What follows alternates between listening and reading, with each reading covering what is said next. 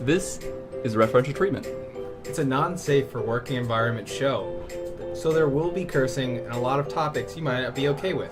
This is just our opinions here, and it's a dialectic.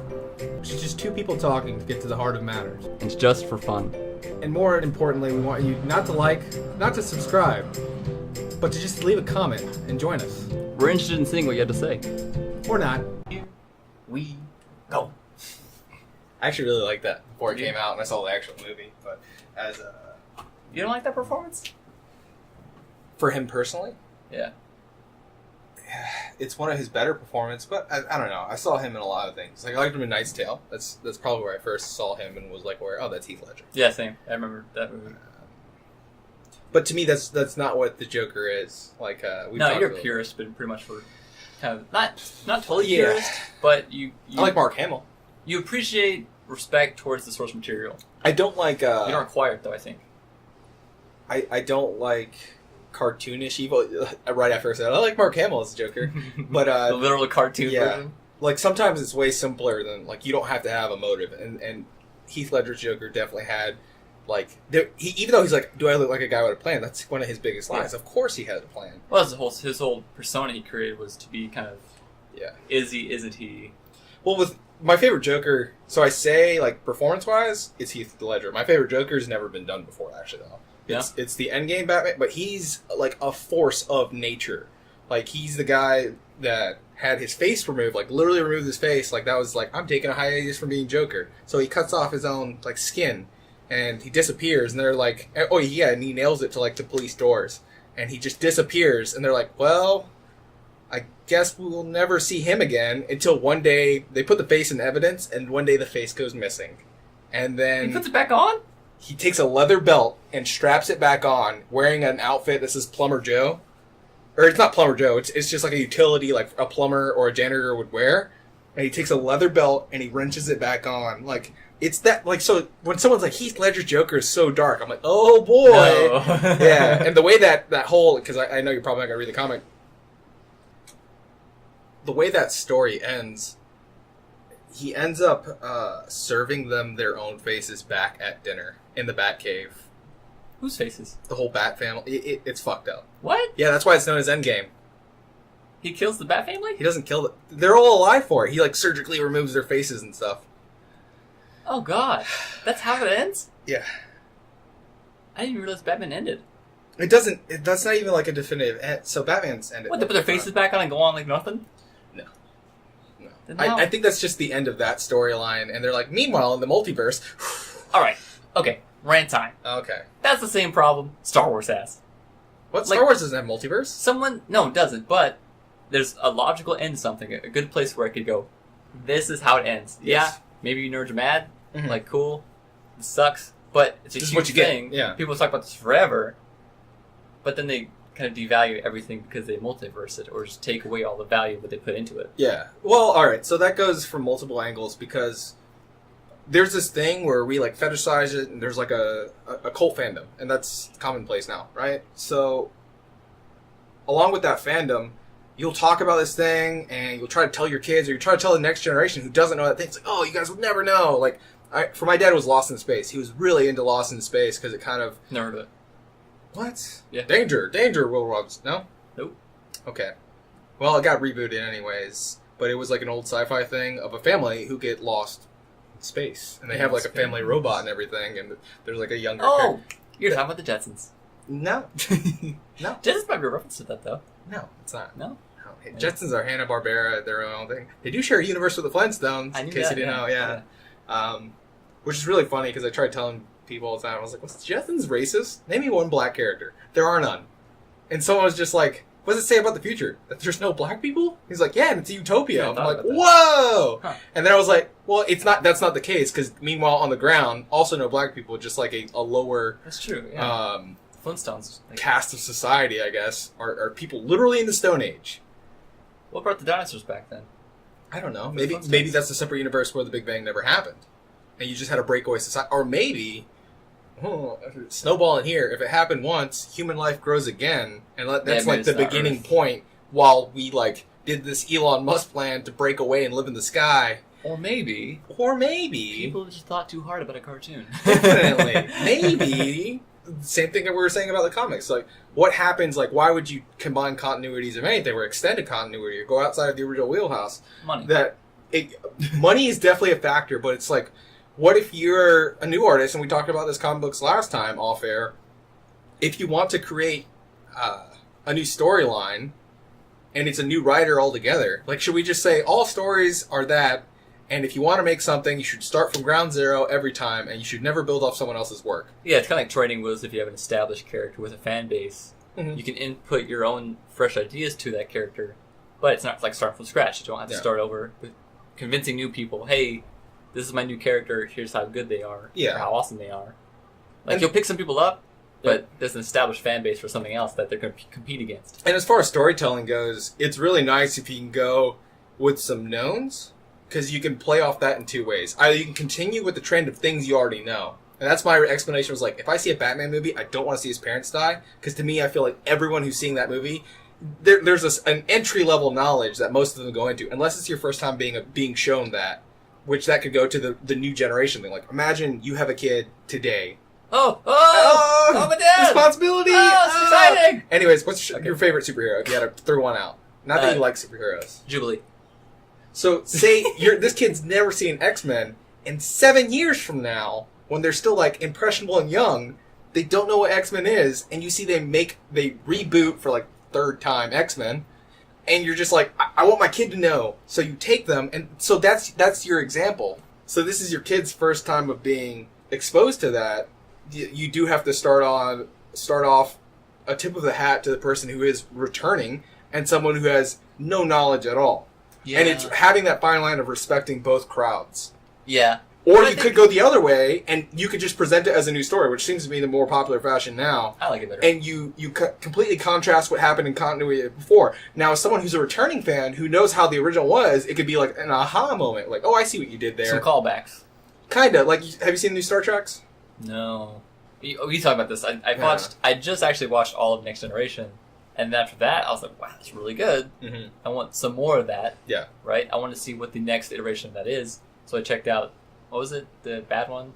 Are you saying Deep Space Nine? Enterprise. I watched some Enterprise. Yeah, people don't like Enterprise. And that's the soul of the show is just completely different. Yeah. Right? And some people might like it that way, but it's just completely different than what I enjoyed about Next Generation. So I was like, I meant like the popular movies, like the Deep Space Nine? No, the movie. Oh, you mean the new ones? Yeah. Right, right. That's a multiverse. No, I don't like this at all. But it's a almost not quite Mirrorverse, where Spock is more of like has more human attributes, and him and Kirk switch places on parts. If you know the original continuity, you're like, Spock doesn't yell Khan, Kirk yells Khan. But in this version, they contrast it. They're just like, oh, it's the other way around. That's an interesting thing, but I can't pick up on that stuff. It's an homage. That's the word we've been dancing around and couldn't think of. I never watched the original Star Trek. Oh, I've only seen Next Generation. Yeah. Well, that gives you the perfect example that you're that person who had no entry level. Yeah. I just don't like it. So then the story has to just be able to stand on its own. What I know Star Trek is, from my experience, those new movies, like I said, the soul of it is different. Mm. It's just completely gone. Like, to me, what these Star Trek movies are just a generic action sci-fi movie with a layer of Star Trek on top. Like, you used the proper nouns of Star Trek. You used the nouns of Star Trek, some scenarios, some background information, but it's not the soul of it. Yeah, it's a copy. It's an iteration, sure, but you missed what to me Star Trek is, and I think that's actually a lot of the conversations. A lot of conversations about when these kind of fans of things are speaking out against like renewals or reboots of these things, because it isn't that they're just mad that something they like has been remade and changed. It's they feel that the soul of it's different. The soul of it's gone. Like the creators have missed the point of the original, and yeah, that's fine if they want to change the point of it. But that's usually why people jump off and go to like a spiritual successor to. Yeah, definitely, and usually by the same creator or similar creator that created the original one they were selling to. Yeah. Like, maybe it's not that specific thing you're crazy into, but just that storyteller style. Yeah. One of my favorite videos, I showed you regular car reviews. It's one of my favorite videos on YouTube, where he goes over like common commuter cars. Yeah, he goes a little bit more into like supercars and stuff later. But he has a really great video on the Toyota. I want to say it's the Land Cruiser. No, it's the really big SUV looking one that people like. But when he describes cars, it's not just the car itself. It's the era that car came from. The people driving it. The people driving it. That's a huge part of it. It could also be like the economy that produced it and like what made that brand. Because whenever they make a product, and this is multiple companies, not just cars, they have a demographic in mind. Like, this is the person that should buy that. Now, it could go to market, and they could be totally surprised. Yeah. And then they were like, oh, is this a demographic we ignored? But we ended up hitting that mark anyway, and it becomes a commercial success. And then the second iteration, they tried to focus on that more. Like all products, it's got... That's marketing. It's got someone in mind. That's marketing in a handbag. But outside of that, he goes into... I really wish I could remember what model car it is. It's the big SUV one. Anyways, it's one of the only big SUVs that Toyota makes. Sure. And the FJ, it's the FJ Cruiser. No wonder I was thinking Land Cruiser. So he goes into how this vehicle makes no sense. And there's a French philosopher that goes a lot more into it. And he explains a simulation versus a simulacra. And I think I've explained this to you before. I've never heard this word before, so no. Well, you've heard of simulation. Yes. Everyone knows a simulation Simulacra? is... Yeah. A simulation is an iteration of a thing. It's a visage of it. It's not the real thing. But a simulacra is a thing that is supposed to emulate something else that either never existed or its original representation of it no longer exists. And this is, I think I've explained to you, why people hate steampunk or things of that era. It never actually existed. Exactly, because you understand that, like, people who were able to innovate on steam technology to the point it becomes commonplace would just make a better technology. Yeah, that's going to happen, really. Well, also, it's like it has this image of it's rustic, it's old, it's like why people hate some of things hipsters flock to. That it's a brand new product, or stonewashed jeans. Stonewashed jeans are supposed to look faded on purpose, but it's a brand new object. Yeah. It's simulating a thing that it never was in the first place. So it's a simulacra? Yes.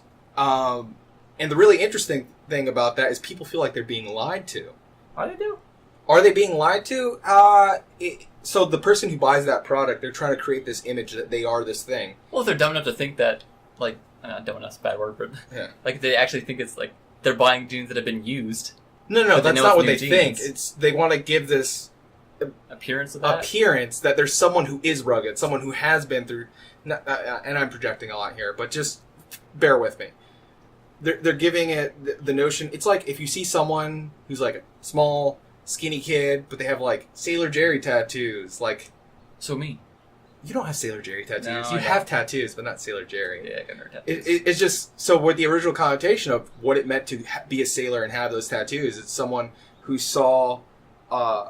Like what you see in like 1940s pictures of like Navy ships and like Navy dudes all over it, with, like the shirts Yeah. off and tattoos, like tough guys. You There's know? a masculine field and everything behind it, but Right. it also had some life experience, right? Those guys didn't have it easy, from what I understand.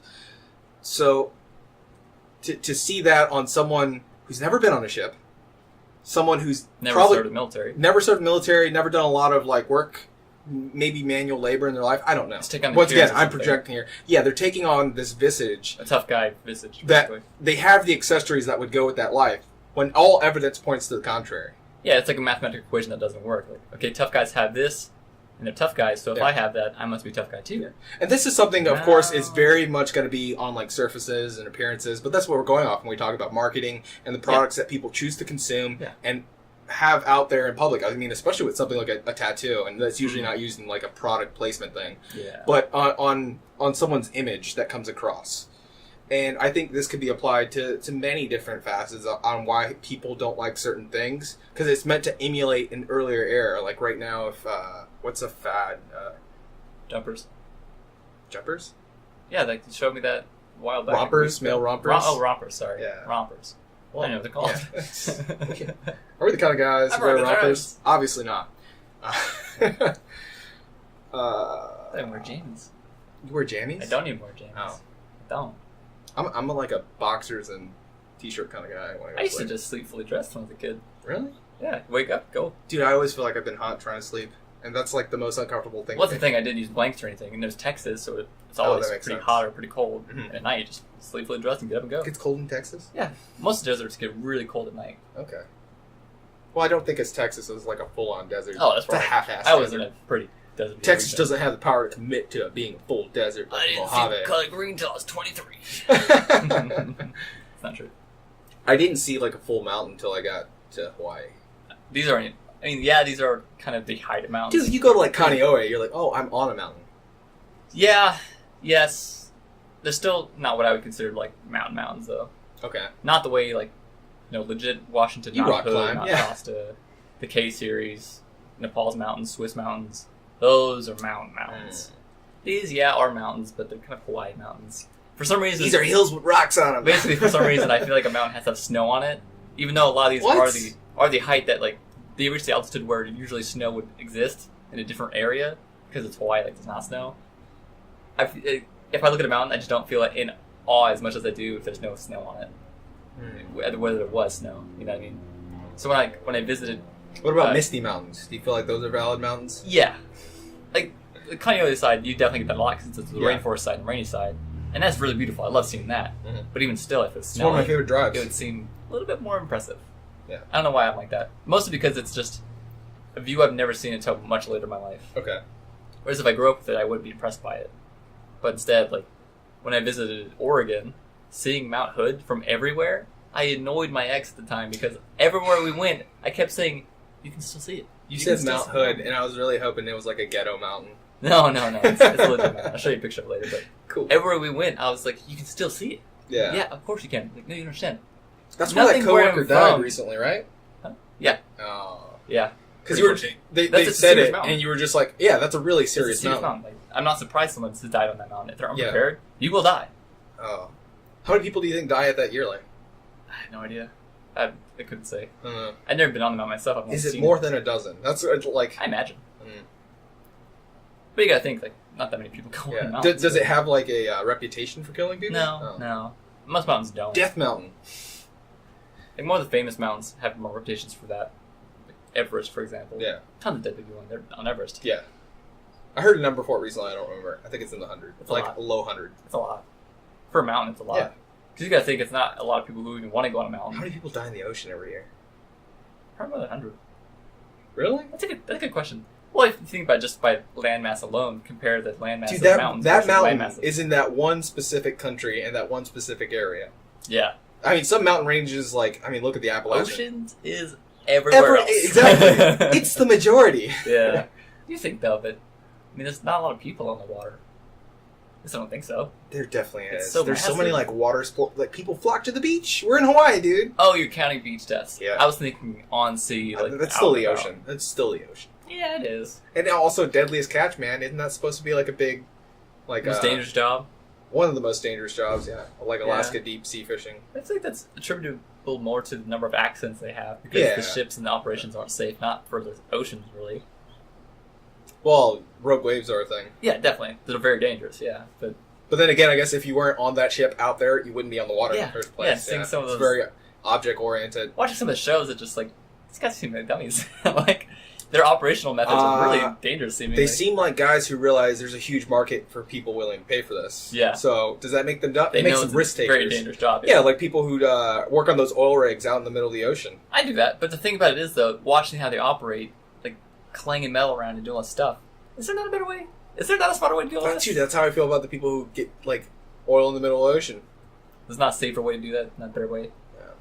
It seems like they just kind of. That's one of those jobs that I hope one day robots do replace everyone there. And I'm sure everyone in the industry is like, oh, what an asshole. But I'm just like, I don't want Yeah, you to but die. people are not dying. Yeah, Correct. Yeah. and it seems like one of those things that are stuck behind the times. For Actually, the I sake take of that being back. I something. hope we just get rid of that kind of energy altogether and we go with something cleaner, easier to burn. But That's a better idea. Yeah, but it seems like one of those jobs that exist, still exist, and continue to exist, and the way they do exist, for the sake of being like, oh, it's a tough job. It's like a manly thing, Yeah. like a tough guy thing, with the classic cowboys and the classic everything.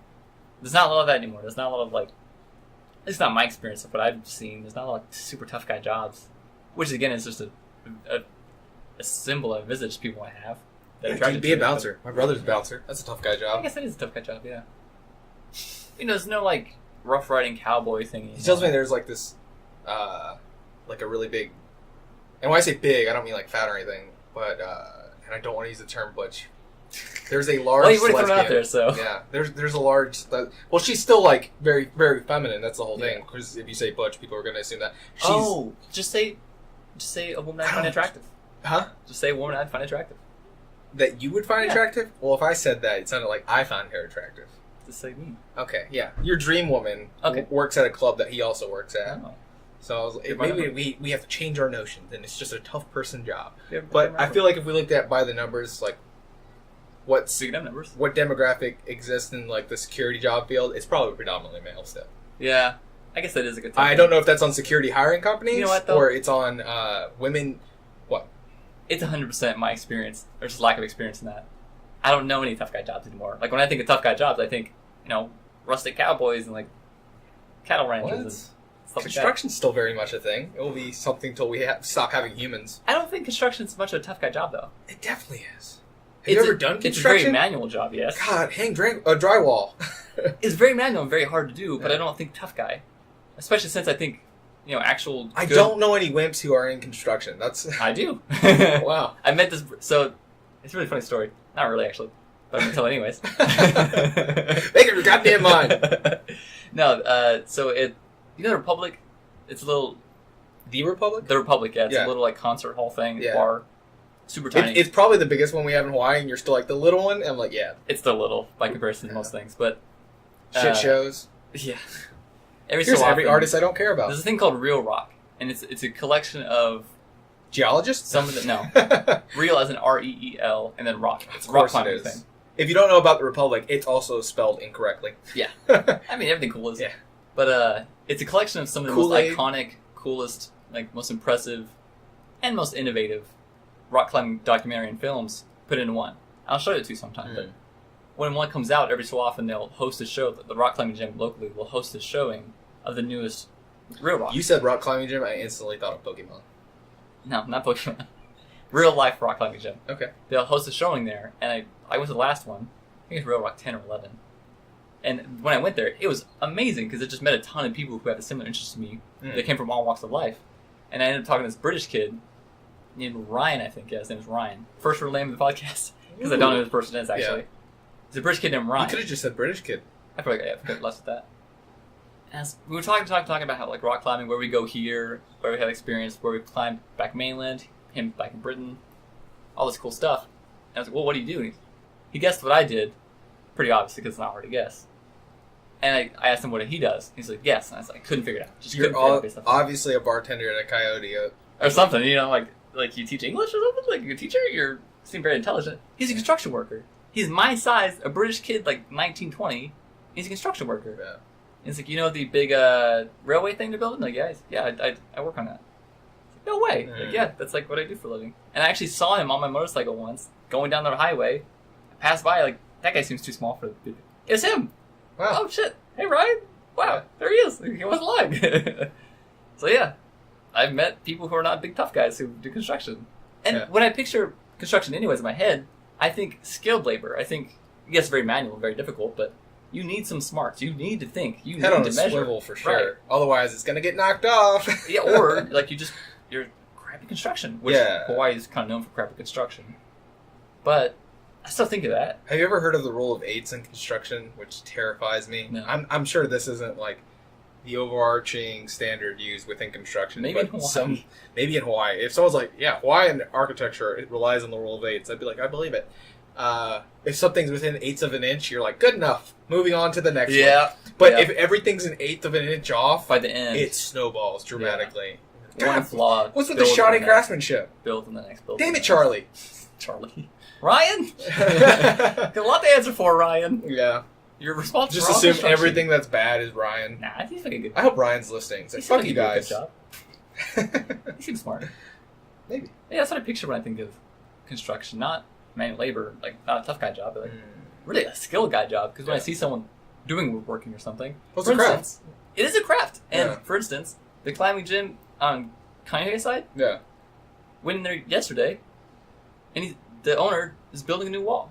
Okay. And it's a very, very steep wall, but he's building himself. Like, he cut the wood and cut the everything. He did it all himself, seemingly. Yeah.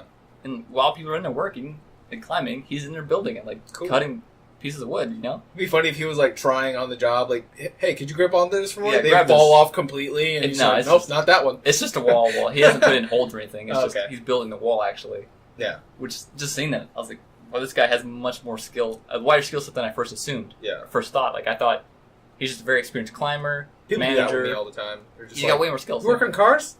Yeah, like you can't really assume people's skill sets, but I was really impressed by that. And Look, man, I just want people to remove their notions on that, especially with cars. And I consider myself not to be a smart guy.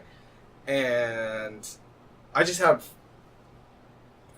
learned skills that require a lot of trial and errors. I've made a lot of stupid mistakes, Right. especially working on cars, where anyone else could step back and be like, "God, of course you're an idiot." But in the moment, I'm just like in my own little zone there, working whatever. I have a goal in mind, and you just look, you're like, what bolts are in the way right now? Instead of like, hey, let me step back. I'm sure a smarter mechanic, one who's like more conservative with how many things can go. Like on my car, if something breaks, I'm like, I can pay for it. And if it's probably cheap bolt, if it's something that is more sensitive and it would be expensive to replace, I'll look at it and I'll approach it more carefully. But if it's something as simple as like a bolt, I've stripped so many bolts where I would, if I would have just slowed down, backed Be more up, careful. sprayed it with lubrication, and then reapproached the scenario, which is what I have learned over time, and where someone's like, oh yeah, you're a good mechanic. No, I'm a good mechanic now. I'm okay even. I wouldn't say I'm a good mechanic. that's my approach to all problems. Yeah? Back up, think about it, spray it with lubricant, and reapproach it. Yeah, that works for almost everything. Listen, we're not agreeing on something, so let's just take a break, take a deep breath. Oh, what are you doing? All right, let's talk about this again. Oh, this was mace. I maced you. I'm sorry. I think a lot of people get It's kind of like intimidated. lubricant. The tears. will Yeah, my be tears are everywhere. lubricant. I cry out my feelings, just get it out, and okay, let's readjust this. No, but I think a lot of people. I definitely was one that I still am. I think is intimidated by cars and mechanics and everything. Till recently. So I mean, still recently. Yeah. We might as well tell the story now. Yeah. What happened last time we recorded? We got Italian food. And it came back, and my motorcycle was stolen from across I like the to street. focus on the good thing, but also on the really terrible tragedy that happened that night. They had no cannolis at the Italian. We restaurant. could not find cannolis. What are they doing? I saw the cannolis at the Italian restaurant. Yeah. Hey, what are you gonna do? Forget about Well, it. the whole thing is you've never had one. I really No, want to never had explain. one, yeah. Like you're like, wow. I was describing it. This sounds really tasty. It does sound It's really like, good. It is. It still sounds I can really do good. it no justice in a description, We but might need to get cannolis after this. yes. But yeah, we returned from Italian food. I went to leave after hours of recording, almost midnight. Go outside. There's a car where my motorcycle was. It was about 4 hours of recording that night. Yeah, So, yeah. so this is a small working schedule because that means they had to drive down the road, identify the spot. Maybe they noticed the bike multiple times because you usually park on the road now. Yeah. Because my parking used to. spot is taken up by like construction stuff. And they just noticed this trend of this bike's usually here for like 3 or 4 hours. So if we just pick it up, That's a short trip. yeah. A short visit. Especially if they're nearby, because that's something I was thinking about immediately. I was like, what if Yeah. it's someone I interface with regularly? Probably not. I hope not. I don't know. Who knows? Makes you think of your neighborhood differently. Yeah, it kind of does, yeah. But I mean, it can happen anywhere to Yeah. anyone. So this is the thing too. When I came out and it's gone, I didn't freak out. I didn't get mad. I just Yeah. well, These maybe I things forgot happen, what it was. or is the So I walked number up- one thing yeah. you said. Yeah, these things happen. Like getting pissed off or upset isn't gonna help anything. As long as I bring it back for sure. So I just walked up and down the road to make sure I wasn't crazy and park it somewhere else. Mhm. Even though I had distinct memories of where it was, but you know, maybe I'm a lunatic. You So specifically remember the car that took its place. yeah, I do now, and I remember the cars that I parked in between. Even what I was thinking when I parked there. Yeah. I remember the walk to your house. So it's like, okay, yeah, pretty surely I was here. You're like, I remember listening to Nickelback's Photograph, Yeah. looking at my motorcycle. Now I do that. I just Yeah. look at photographs of my motorcycle and get a little bit cheered up. Do you listen to Nickelback too? No. Good man. But yeah, did the whole thing, called the cops. Chad Kroger, if you're listening, fuck you. I got no problem with Kroger. You just make bad music. A lot of people do. You're not alone in that. Yeah. But Talk shit to Corey Taylor. You don't do that! My motorcycle's gone now. Oh. Dun, dun, dun. Anyways, this started But on the bright along. side, Yeah, yeah. We immediately began looking for a new car. And I love how it started off with a conservative, what I would have considered like a normal commuter car. Well, I had two things I wanted. Yes. And I'll they're, let you tell the story from here. they're in no way based on any logical choices of vehicles or anything that makes sense for my personality or choices. It was, I wanted a small truck with a bench seat because when I was a little kid in Kansas, I had a relative. Are I you think Superman? He's a not. actually, he's like an uncle, step uncle, I think. No, step grandfather. I don't know, somebody. He'd always like visit us in Kansas and drive up in his little like tiny truck with bench seat and his dog in the passenger seat and bring us candy and stuff. For some reason, I've always loved trucks since then. It's just the little trucks with the bench seats. I don't know. It seems so enjoyable. Your mom's like, "What are you talking about? You don't have a relative like that." No, I immediately, when I started thinking about buying a car, I talked to my mom. Hey, what was that car? That was the truck that Pop drove or whatever. Papa. His name's Papa. People call him Papa. What Second kind of name, man, you're dropping all the very names white, today. very white, very white nickname for a family member. But yeah, he'd always bring like candy for us, and I love that truck ever since then. Since I knew I wanted that truck. I asked my mom what kind of truck is it, and basically they've been on the lookout for it in Kansas since then. But you know, they're kind of hard to find. They're very old trucks, so I wanted that or a Nissan Altima because my best friend in high school, his older sister would drive us around a lot because she was the first one of all of our friends who had a license. She was older than us. And It's she very drove important. a 2012 Nissan Altima. And ever since then, I've loved that car. Just because the car is now tied to that person. She's an amazing person, awesome, great person. I think I've talked about this before. And all the friends during that time period, the fun of it, the freedom of it, it's kind of not really good. And like how awesome it was to rely on her to drive us around and have a good time, and how cool she was. I've always associated that with that car now. To me, it's like, it represents comfort, it represents friendship, it represents all that stuff. And I get the feeling of it again when I get in that car. So we found about 4 of those Ultimas, thanks to you. Yes. I mean, you've done everything, really. I've just kind of been along for the ride. It didn't take long. It's very easy to find Very. an Altima specifically. Turns out, extremely popular car. It's everywhere. Test drove it. You immediately found like a ton of issues with the car. I didn't even realize we were there. I wouldn't say a ton. A significant Significant issues. Yes. Significant amount of issues. I enjoyed driving it, but I realized, one, it's not necessarily the Ultima I love. Mm-hmm. And it's not, I mean, for those reasons too. Like, yes, there's association there, but I just like Nissans a lot, turns out. Yes. I'm a Nissan fan for sure. Yes, you do. Which I might add, we're in Hawaii and we saw a GTR, an R32 GTR, the same day. Blew my mind. Yeah. The man was insane. 50 grand. I'm like, fuck off. Yeah. Immediately. For anyone that doesn't know cars, it's just like, I don't get it, but let him go, let this guy go on a tangent about cars. You'll learn quite a bit about cars. And we saw I'm trying the, not to this whole time. Like, what's that hold thing back, called? hold back. The other one we saw, you were like, this is like a legend of car. The little old one, that was like, this suits me really well, but it's like a miles to the gallon, so I'm not doing it. It's like Capri? Yes. Ford Capri. Ford Capri. Yeah. That's the old 5.0 car. Ford Capri. You That's a actually cool knew the guy little who was car. selling it and everything. But I initially thought it was another car, and I started to freak out. I was like, oh man, I found my second car. And then I got close. I was like, this is a fucking Capri! Goddamn hatch! It's a lie! Yeah. Yeah. So we went car shopping for a lot. Turns out, I don't like what I thought I liked. And you introduced me to the 350Z. And now I'm Yes. stuck on that. Yes. No, I want it's that. almost And become only an that. obsession, Pretty much, yeah. But which I think is cool. yeah, it's about time that I kind of transitioned from a motorcycle thing to a car thing, because Well, I those never are- cared about cars or thought about cars. I was a motorcycle guy. Yeah. And now I think it's a good time to, try something out, try something different. I'm still young, still can have fun, get a fun car, I And think have it trouble was staying an awake. ad for a Camaro. I don't remember what for. I've had a Camaro. Or someone, yeah, you told me. Piece of shit Camaro. Piece of shit Camaro. It was a 93 and it was called Frankenstein. I don't The remember Inferno. because I've seen so many. Everyone's seen so many fucking car commercials, and some taglines like Mazda has zoom, which secretly is Ford, by the way. I always have to tell people that it's owned by Ford. A lot of those cars, they're like, I love Mazda. I was like, you mean Ford? Same thing whenever someone's like, I love Lexus. You mean Toyota? Yeah. No one knows the difference. Yeah. Nobody well, cares. they don't care, but at the same day, it's funny that people get attached to these brands. They have some idea of like Ford's breakdown. They're like Mazdas. Those are good cars. I'm like, shut up. Same company. Same company. Yeah, that's the same thing for like big companies though. Any big company has a ton of You ever things, look at connections people don't know about. everything General Electric's in? Yes. Everything Nestle owns, everything Yes. Coca-Cola owns, everything's big corporations own. Yeah. Most things you know are owned by quite a few things. You like point down the back of your pants, and you're like, oh, apparently you have like a tramp stamp. It says Nestle. I'm owned by Nestle. I'm a chocolate boy. Oh, I'm gonna save that soundbite I'm for a later. chocolate boy. That's good. Yeah, you like that?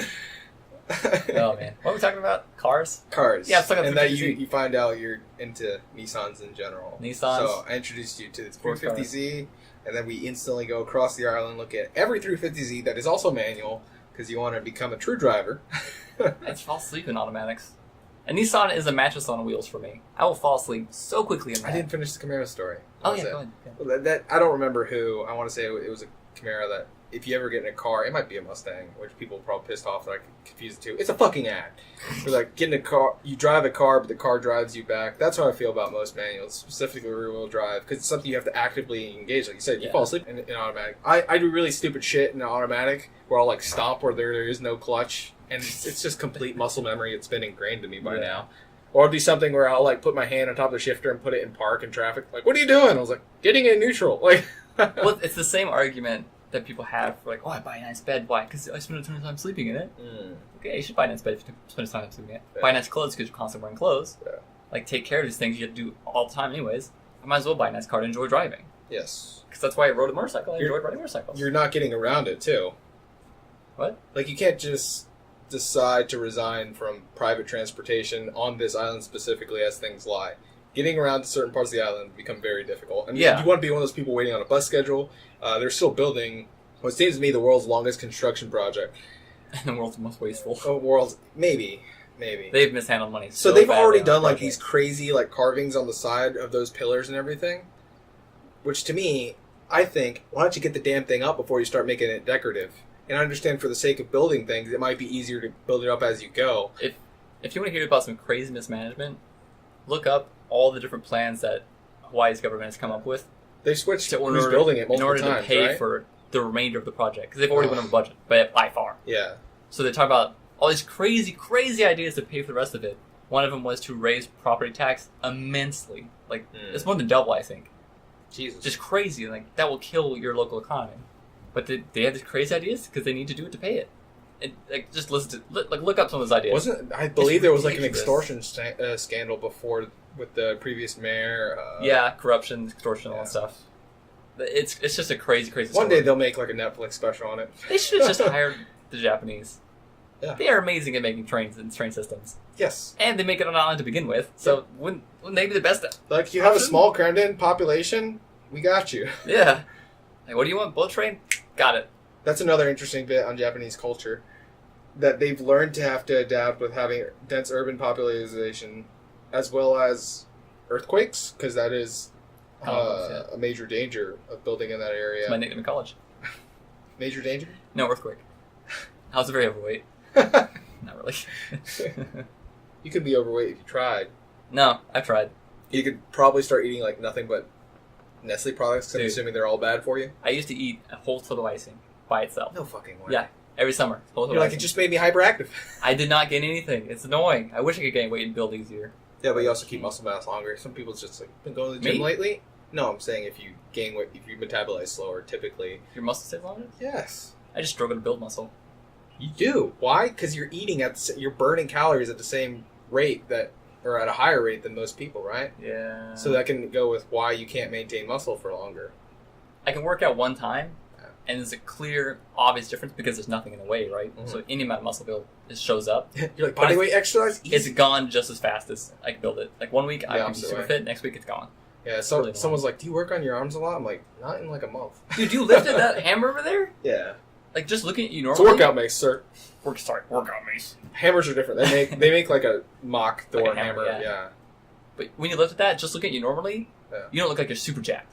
When you lift at that, you were very obviously super jacked. It has to do with how much excess skin I had from when I was fat. Yeah. That was one of those reasons I was like, I could probably train. I had done it before, where I got really serious about the training.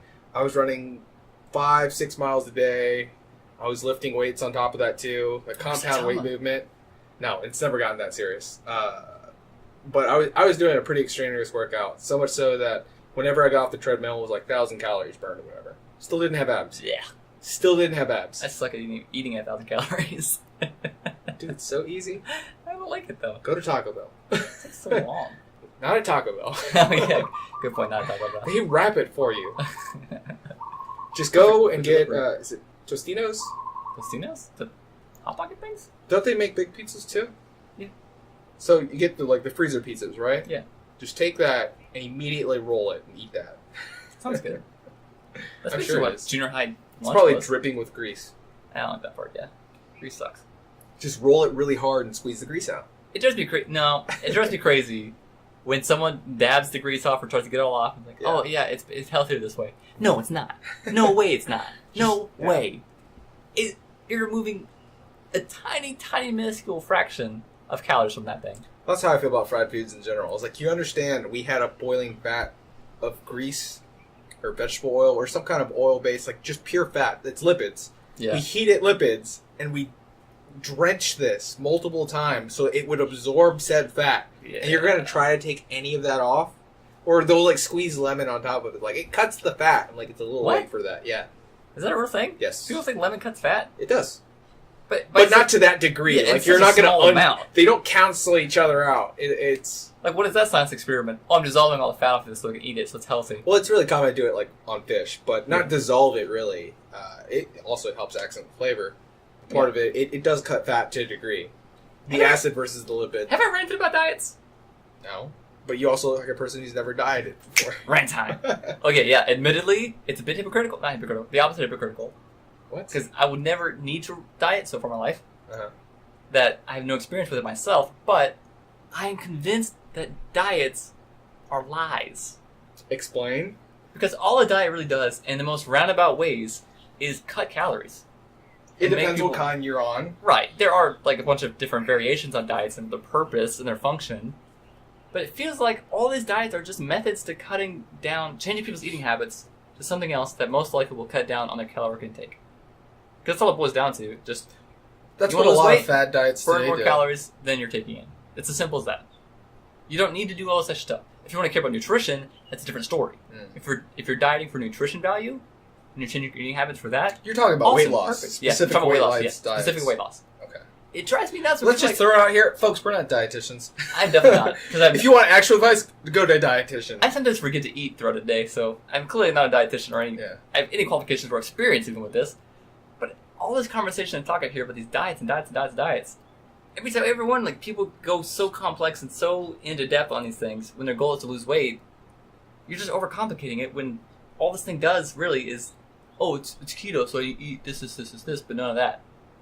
Okay, you're just limiting your diet options to something that No, ketones you're are most different. likely, I don't know, If you're on a ketogenic diet, that is where you're actually starting to get like actual nutrition. nutrition stuff. Yes, because ketogenic diet, you're not playing the macros game where people like count calories, count your protein. This is very much like meathead science. It's actual science too, but you want to talk about like what's the common one So thrown it's more around of the a gym? dietitian. Yes. Okay. This one's, I would say, is like amateur hour. This is what people use, The where one they I'm just count like, macros, which macromolecules, and these are commonly used. And when you say calories, like what makes up most of these calories, and that's why they're the macros. They're the bigger parts of it. So you have protein, Mm. fat, Mhm. and carbs. Mhm. And the carbohydrate is just sugar links. It could be simple or complex sugars, but Yeah. yes, and it directly becomes sugar in most cases, Mhm. glucose. So a ketogenic diet, in most diets they cut carbs. That's the Yeah, carbs the first and thing. fat, and Yeah. then they intake protein because hopefully you're working out with this. You're Well, don't being Americans, somewhat. don't Americans already get way more protein than necessary? Just No. naturally from our normal diet? That is a very variable answer because it has to do with how active you are. Are you actually tearing tissue? Like, are you playing sports? Are Sometimes you working on out accident. intentionally afterwards? That's very bad. Probably need more protein and exercise if that's the case. If anything, I would say we are definitely a carb and fat heavy nation and not protein. Because you can... Aren't fats not bad? Hmm? Aren't fats not actually bad? That's the basis In of the excess, ketogenic in diet. excess, anything is bad, but So the ketogenic diet, the idea is you can stop making glucose, you can switch your body over, and it's like biodiesel for the body. Right. And you focus more on fat instead of carb and protein. It's a fat-heavy diet, but they're very simple to break down fats instead of processed sugars and things like that. to make it as simple as possible, it just changes what your body's running off of. Well, it uses ketones, yes. So instead of using glucose, you still make glucose, except instead of using carbohydrates and going through that whole ATP process, you use the fat you have, so you are burning fat primarily. That's the idea, that you would burn body fat and maintain muscle mass, as opposed to carb. Right. Carb is very living hand to mouth.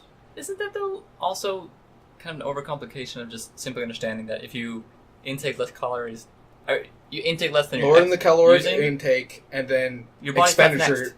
Yes. So when you burn extra calories, that energy has to come from somewhere. When you're, I believe surplus. it's 500 calories.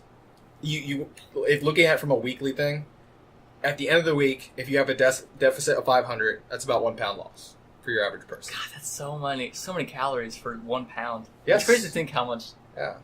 Like if you actually look at the amount of time it takes to burn off the caloric intake of like a candy bar, Yeah. it's ridiculous.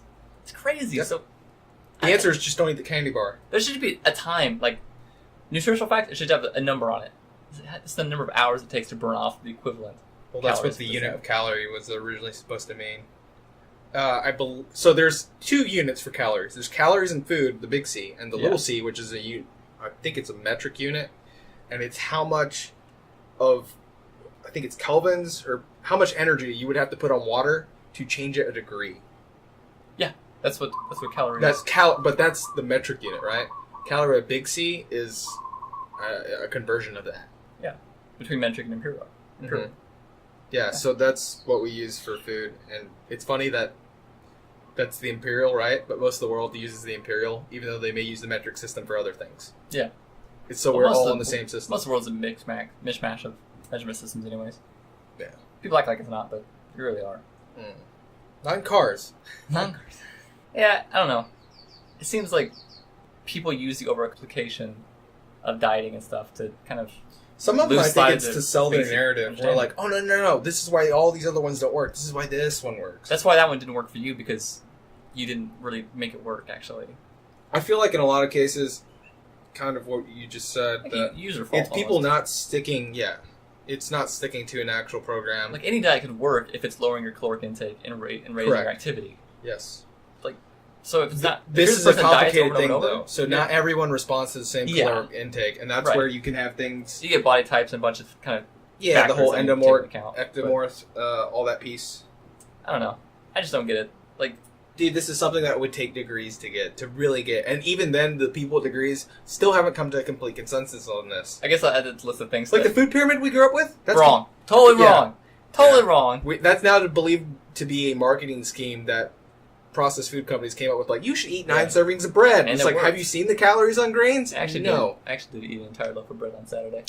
Did you really? Yeah. I like getting those, like, French breads from the store and just... Oh, okay. Going at it. I like It goes Japanese stale. bread. Japanese bread's really I good. like the big square one. Mhm. Bread's lovely. Bread makes you fat. Bread makes you fat? He's like, got garlic bread in his mouth. I can eat it all I day. love garlic bread. I love Scott Pilgrim. I love nice chow. I love Ramona. I You want to wouldn't- fight me? I wasn't that big of a For fan. her? They can't see what I just did, No, it which didn't. I'm glad. It doesn't matter. It just lets you know how many times I've seen that movie. Yeah, you pretty much interacted So I'm with holding my workout mace, and I just tapped it twice on the floor like Gideon does in that scene, where he does like the little bunny skip hop. We're such nerds. Yeah. Like, They we're- know that by We're now. proud of that fact. All 3 people listening. Yep. Hey, guys. And I meant that for the 3 subscribers. See you at work Monday. We don't work with all of them, do we? Probably. Maybe. You turned our boss onto this show. One of our bosses. Yeah. I don't know why you did that. He asked. Okay. Good reason, I guess, Yeah. but I don't know. It seems weird to me.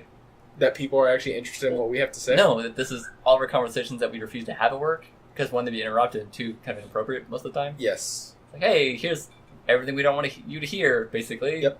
I mean, he himself is really cool, but there's others who aren't as cool as he is. You mean everyone. Yeah. Most people don't like it much. I don't know about that, actually. Yeah.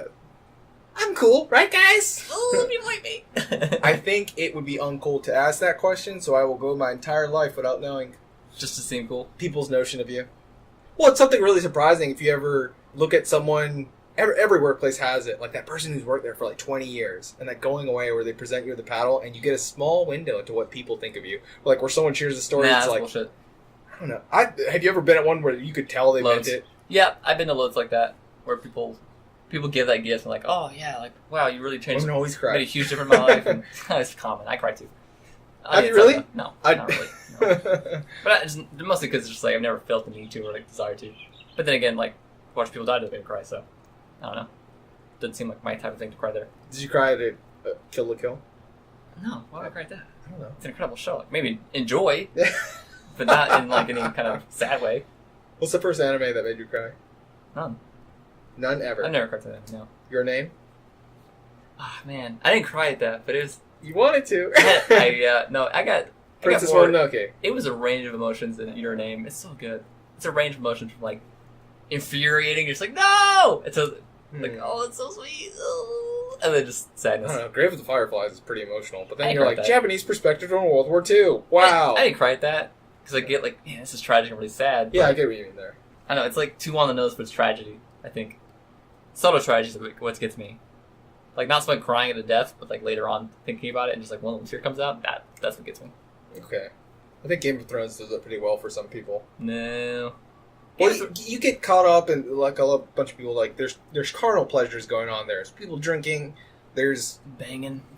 tons of like Bubbles. fantasy, very fantasy. Yeah. I'll just let fantasy hang out there. I won't finish that sentence.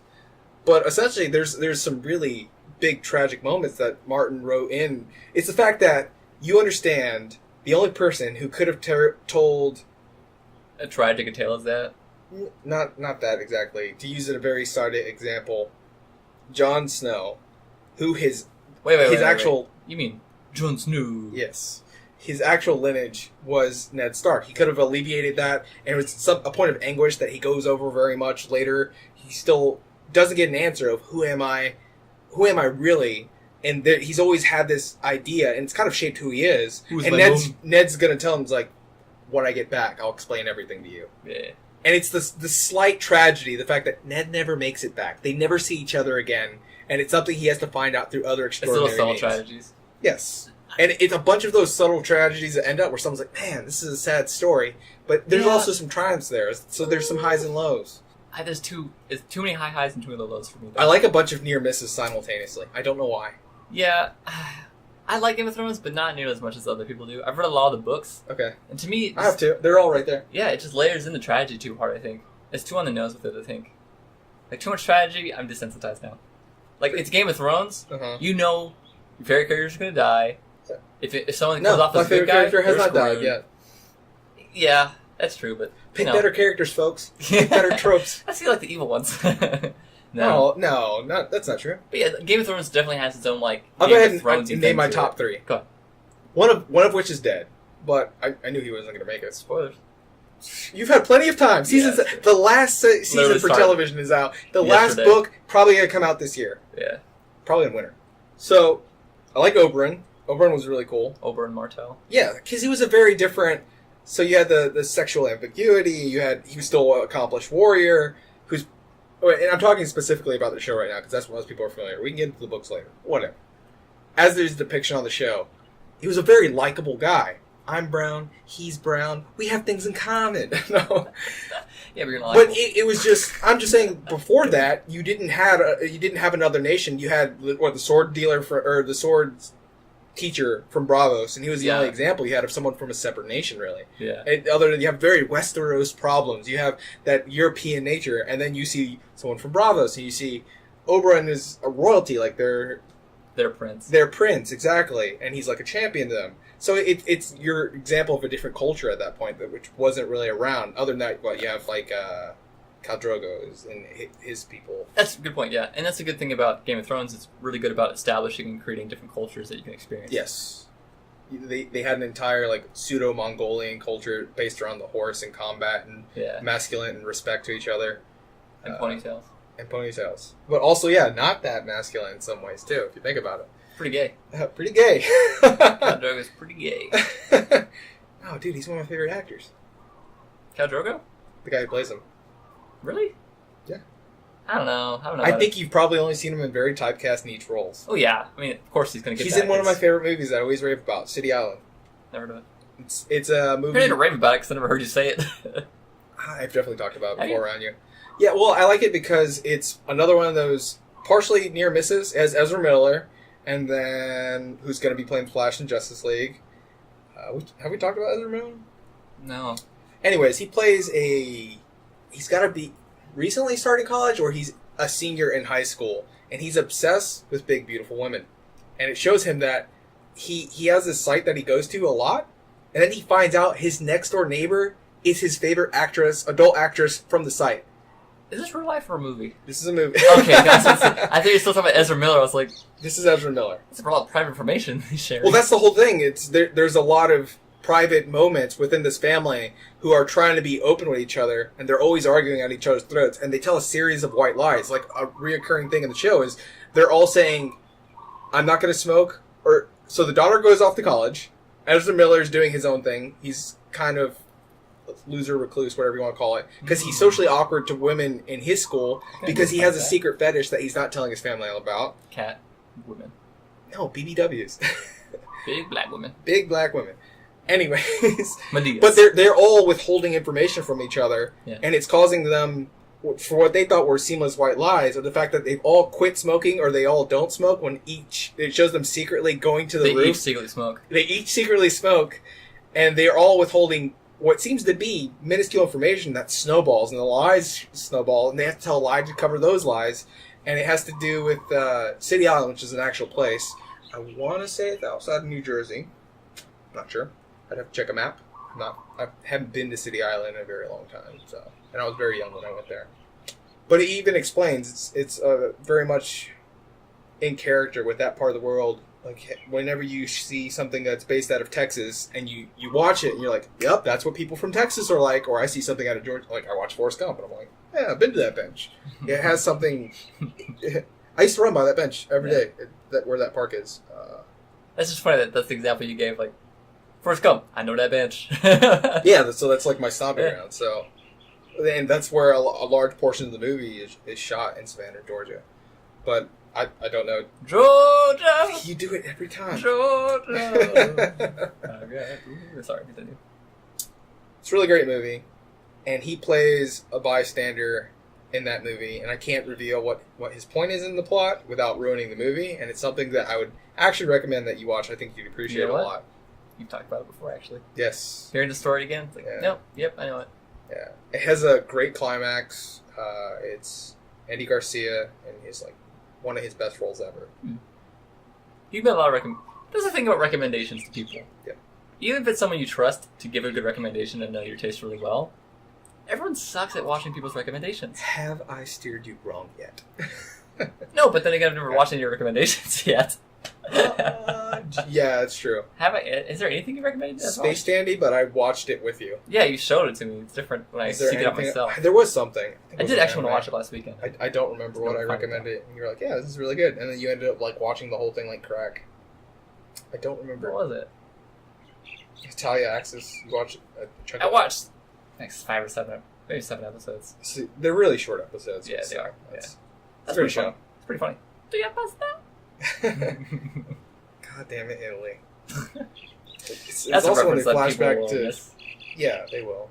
We're talking about a show called Italia. Italia Axis, and there's many iterations of the show, so I won't say which one specifically, You but can it find it on goes YouTube. over you can find it on YouTube and across the internet, the forming of the UN through highly anthropomorphized versions Nations. of nations. And it doesn't have one, and I was explaining why I think the show did it really well. Germany is not Hitler. Germany is the German people personified. Yeah. And later on, when you head into World War II, it becomes obvious that there is an influence from Hitler. That's part of it, but it's Yeah. also the notion of the German people. And by the end of it, you see how the people felt about Hitler. It's a representation of the people, not the leaders. Yes. Yeah. Which is Which they could've something done that I in think is a movies, big misconception, especially when you talk about the German people during World War II. Yeah. Or the Italian people is another great example. Also, you realize how Italy kind of sucks whenever you get to that part of Throughout history. history, yeah. Well, smaller nation, kind of. Well, they get kicked around. Well, they're just like, as Rome, and it has flashbacks of Grandpa Rome, and I think it's Austria. It's Used just to be like, super powerful. yeah. And that's why Germany originally aligns with it in the show. It's just like, are you at all related to your grandfather Rome? And it's just, it's that- loser Italy. Is that a German accent? No. What was that? Well, he has like the weird, like authoritative. They make him very Aryan in his feature, and I just consider it that's my masculine, country ambiguous voice. I guess. I told you about It's a niche Crystalia. voice. Yeah, it is. I told you about Crystalia that I like that whenever he does, instead of doing like hardcore, that comedian who's just like finding fitted pants for your male friend is gayer than actual gay Yeah, you sex. told me that. Well, I one of the things that I really like from his special is even when he tells you I'm about to do this voice, he does something unexpected for Yeah. that voice, and it just kind of makes you think about your own stereotypes you project on that nation. Because in your head, I know you do a solid German accent, in my opinion, solid German accent. Would the German people agree with that? No. No. But the whole thing is, you can't offend everyone who's like, oh, that was a terrible accent. I was like, well, I wasn't really going for that accent. It was a voice that is not my own. Yeah. So next time, I'm going to do like a quote of a female character or a girl. I'm probably going to do it in what deep voice. Deep voice. Well, what's the thing about voice acting? I love voice acting. I've thought about it before, but it doesn't matter what voice you use for something. All that matters is that it's established and it stays. Mm-hmm. Consistent. Consistently, yeah. Until the voice changes for logical reasons. But that's why people who, if you grew up watching the Japanese version of something, hearing the dub always sounds bad to you. If you grew up watching the dub, hearing the natural Japanese just sounds off to you. Unless you're watching Dragon Ball Z, because even the Japanese are like, oh god, the American's so much better. Yeah. I specifically mean just for Goku. Examples, yeah. There are examples like that, but... And Piccolo. And Vegeta. Chris Sabat's performance in the whole thing is really good. But... If I watched and cast it in anime, Chris Sabat would be every voice. Even the women. Yeah. To do deeper voice, Chris. Deeper, go down. Lower. What? Lower. It's just all of Chris Sabat's characters on one anime. God, that'd be the coolest anime ever. Also, you could hear All Might and Vegeta talk. That's true. That's nuts that he's such a popular dude. Influential characters, too. Yeah. Got a lot of cool characters, too. Nothing, like, kind of lame. Whereas I think I'll get a lot of lame characters. If I did voice acting, my voice, there's nothing really cool. You're getting every sidekick that's also part animal. Yeah. I would cast you as Tails. Just putting it out there. Shippo. You're cast as Shippo. I'm Shippo, yeah. I'm Shippo. You want to do your Inuyasha? Inuyasha! Kagome! Alright. You do a solid Inuyasha yell. Thank you. Yeah. That's the funny thing too. It's kind of quiet. You don't have to be loud. Yeah. Like people think screamo is like. People assume all scream was screaming your voice out. When really, like, if you just put the mic real close, you kind of whisper. Like, that sounds the same. Or Walter White in Breaking Bad. He whisper shouts Jesse. I'm sure there's a compilation of it. Jesse. Like he's doing it forcefully. Like he's trying to get Jesse's attention, but he's still trying to be quiet because they're sneaking around or something. Yeah. He's whisper shouting. Yeah. Voice talent's amazing. It blows my mind. Well, a lot of heavy metal acts do that too. Just like you said, you just move the mic closer. Don't strain your voice. You're trying to do this for multiple years. Longevity, man. Yeah, this is a smart way to do it. It just blows my mind seeing some voice actors who you never expect that voice to come out of that person. It's crazy, and especially it's a good example. Like a character, you're like, oh, that's who that. The lady who does Bubbles also does. I believe she passed away. No, she's still alive. Oh, okay. Wait, maybe I don't know. Yeah, I think it was like last year she passed away. I don't know. Because she does the voice of Harley Quinn. She did a lot more than that. Yeah, no, tons more than that. I think she's also like Timmy Turner. Yeah. That sucks. She did some really annoying voices, though.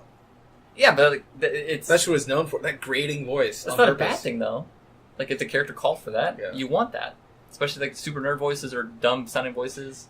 With Harley the whole range is Quinn, important. I'm not entirely sure if I'm attracted to it or I completely hate it. What's Harley Quinn quote? What did she say? I feel like, at first, Joker saw how she looked. He's like, what a babe. And then he heard her talk, and he's like, I'm going to hate this. And it just grated on him longer and longer. It was an abusive relationship in the beginning. We gotta kill the bats, Mr. J! He's just slowly thinking, like, I could do Harley Quinn. Yeah. Is this elaborate trap made for Batman, or is it made for me to kill Harley without getting... I just love how many times he screws her over so bad. Oh, yeah. It's a downright abusive relationship. It is. And people, like, cosplay as it, like a really strong female character and stuff. Yep. Oh, dude, I've seen it in, like, profiles for, like, social media. It's like, I want a romance like Joker and Harley Quinn. I was like, no, you don't! That's like the picture I showed you. I didn't show the picture, actually. I told you about it. It's a picture of a girl who, like, posted a picture of her neck. It's got a bunch of, like, bruises and scratches and horrible stuff on it. Mm-hmm. And the caption said, how do I find a guy that'll do this to me? And someone commented, bitch, prison! That's wrong! Stop! What's wrong with you? Damn, girl! I think it says an interesting thing about the psyche of where what's become commonplace. The psyche, I wouldn't call it commonplace. I would not call it commonplace. I'll call it the psyche I've been shocked by so many women where you're just of like, a very like, specific, that's true. Of a very specific type of person, looking for a very specific type of person. Yeah. Like, is that where we're at in human history? This is what we have to do to get thrills? Simulate a dangerous scenario with someone you're supposed to be into. I've met some ladies who were into that. It's like, alright, if you're into it, but I'm terrified the whole time I'm doing it. You know, I kind of do it in a way. Like, harder. don't know about that. This is about to get really adult. I can't talk about that. Okay, yeah.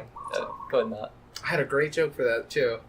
You've had some pretty killer jokes today that we couldn't tell. Yeah. Some pretty good ones. Yeah. What was it? Oh, Did you just think about it? When Captain Picard marrying Beverly Crusher and taking her name. Yeah.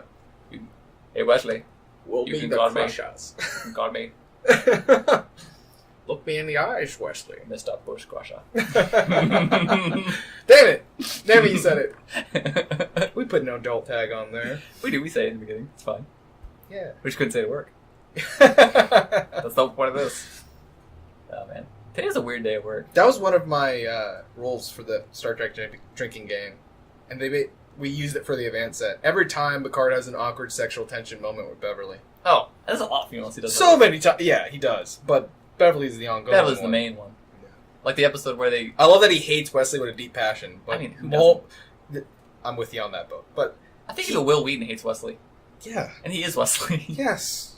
Will we? Will Wheaton. Remember that episode where him and Beverly get kidnapped and some weird aliens connect them two mentally somehow? So they can hear each other's thoughts and like know what each other are thinking constantly? And that's how it gets revealed they have feelings for each other? Do you remember that episode? I don't remember that. How they get completely annoyed with each other really quickly? There's been so many scenarios in which it's like everyone knows, obviously. Yeah. It's pretty obvious. I love Riker's flings whenever he's on the ship and not with every alien race they encounter. That should be like, if there's the Prime Directive exists, that should be the sub-Prime Directive. Riker, stop banging everything. Sometimes Riker banging people saves the day, though. That's one of my favorite episodes for Riker. The matriarchal society planet they land on, and Riker has to wear like the weird ladies' underwear / and Yep, they walk in on that guy the who's like spraying lingerie. perfume on himself. Yeah, it's totally. Total So opposite. whoever filmed that episode was in charge of costumes. Totally went out and bought women's lingerie in men's sizes and made them wear it as set You pieces. bet. That's my favorite episode. It's so too. funny that he owns it too as an actor. He's just like, and he even the phrase me and my friends use for it. So there's pussy whipping, and that's the commonplace for like you're so sorry, what? pussy whipping. Sorry, what? Whipping? Oh my god, you have to explain that one. Yeah. So well, everyone knows what I'm saying. Like that's a common phrase, right? I don't. What? What am I talking about? You don't understand what I'm talking about, and is that why you just had to hear the phrase 3 Yeah, times? yeah. So It sounds horrible. no, it doesn't. I'll explain it. Ah. You're doing no. It's not a literal thing. Jesus, quit making that Hey, noise. We've already established that some girls are into weird stuff. Yeah, but this is not a weird thing. So it's the term used. You have a guy friend. Your guy friend starts seeing said woman. Okay. They actually have intimate Oh, is it being relations. whipped? Yes. Oh, okay. I That's never heard that. that's the word that goes in front. We say whipped and Why like can't we just say could- whipped? we could say that in front of kids. We say that now. We just cut it down, but people know the word that used to go in front of it. Oh, I didn't know that. Is that Whipped. that they were intimate before? It's bad if you're whipped and you haven't even gotten any. That's.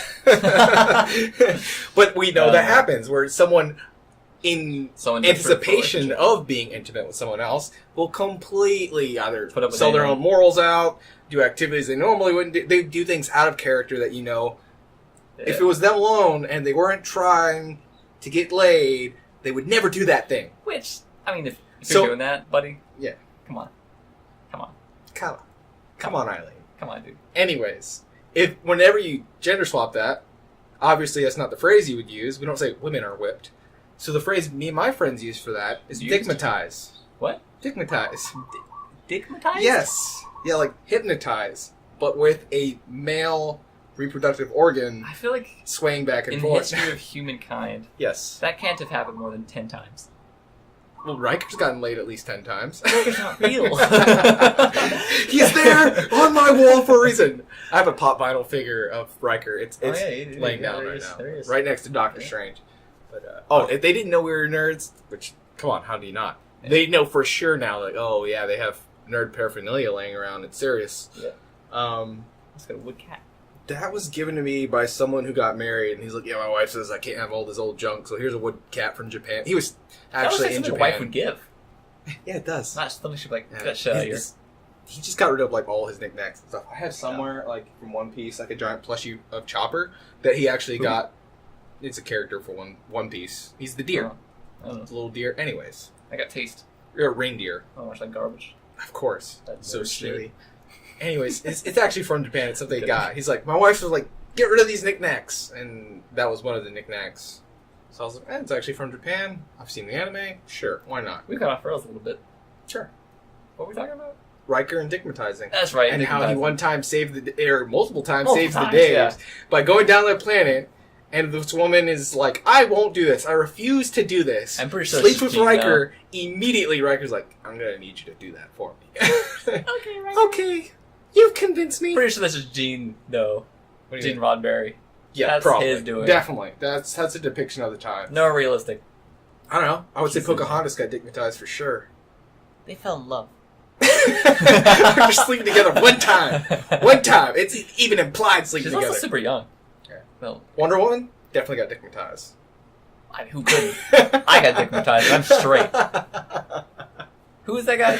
Chris Pine. Pine, that's right. Yeah, you Pine almost leaves. said Hemsworth, didn't you? I almost did, yeah. Mm. Them seem similar. Know your Chris's, damn it.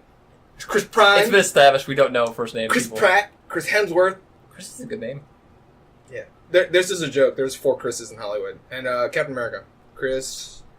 Damn it, I got 3 out of 4 of the Chris's. But yeah, there's memes all about it. Well, Yeah. you cast the wrong Chris. You do this, Chris. Yeah. Chris Christie? He is not one of the 4 Chris's. Like garbage I'm gross sure. man. I'm pretty sure Chris Christie is not Captain America. I've never seen a man look more like a trash bag. Wow. Does that mean? Little mean. Little mean. Let's think. Other times in pop culture that someone was dickmatized. Still not convinced. Also, if you haven't caught on to it yet, I really like saying that. Dickmatized. Yes. It implies that one time a man had enough influence to ask a woman to do whatever he wants. But I know personally, like, women that this has happened, like, women who end up in a abusive relationship. It's just like they had a physical connection. They felt they were intimate with someone, they were close to someone, and we know, everyone knows one woman where she'd give him money, she'd give him a place to stay, he could be a deadbeat dude, but just that one good time, that's all it took. They're willing to look past all those other flaws for something that they feel is the most important, which You is know what, though? intimacy. Which I is not true intimacy. It's- Right. That's what I was about to say. Yeah. I think it's not just the sex part. It gets boiled down to that Yeah. a lot. Like it was whipped. But I think it's more so people are desperate for a relationship. Yes. And they put up A with connection. anything to have one. Yeah. Yeah. It's definitely a thing. And that's my whole point here in using the phrase dickmatized as opposed to whipping. It's not literal. No, it's Which would be kind of definitely weird, not wouldn't it be? Like, neither is whipping, like you said in the first. Like I'm like, oh no, that's not what that means. We just say whipping now because Yeah. it's less acceptable to say the female genitalia in front of that in open public and in company of people you barely know. Yeah. But you can say whipped all day. But it's just like, let's go back. What's the other half of that? Hold on a minute. Yeah. At what point were women acting Indiana Jones to get what they want? Never. That didn't happen. Whipping dicks. Wow. We just saw a bullwhip accident earlier today on the internet video, Oh, so yeah, don't yeah. say that. Fucking white Oh. people gifts, dude. I love it so much. Excuse me? White people gifts. Oh. That shit's so Now I funny. really want to know there are other, like, race gifts. Well, there's white people gifts You and know there's there's black people Twitter. gifts. Oh, I love black Twitter. It's so funny.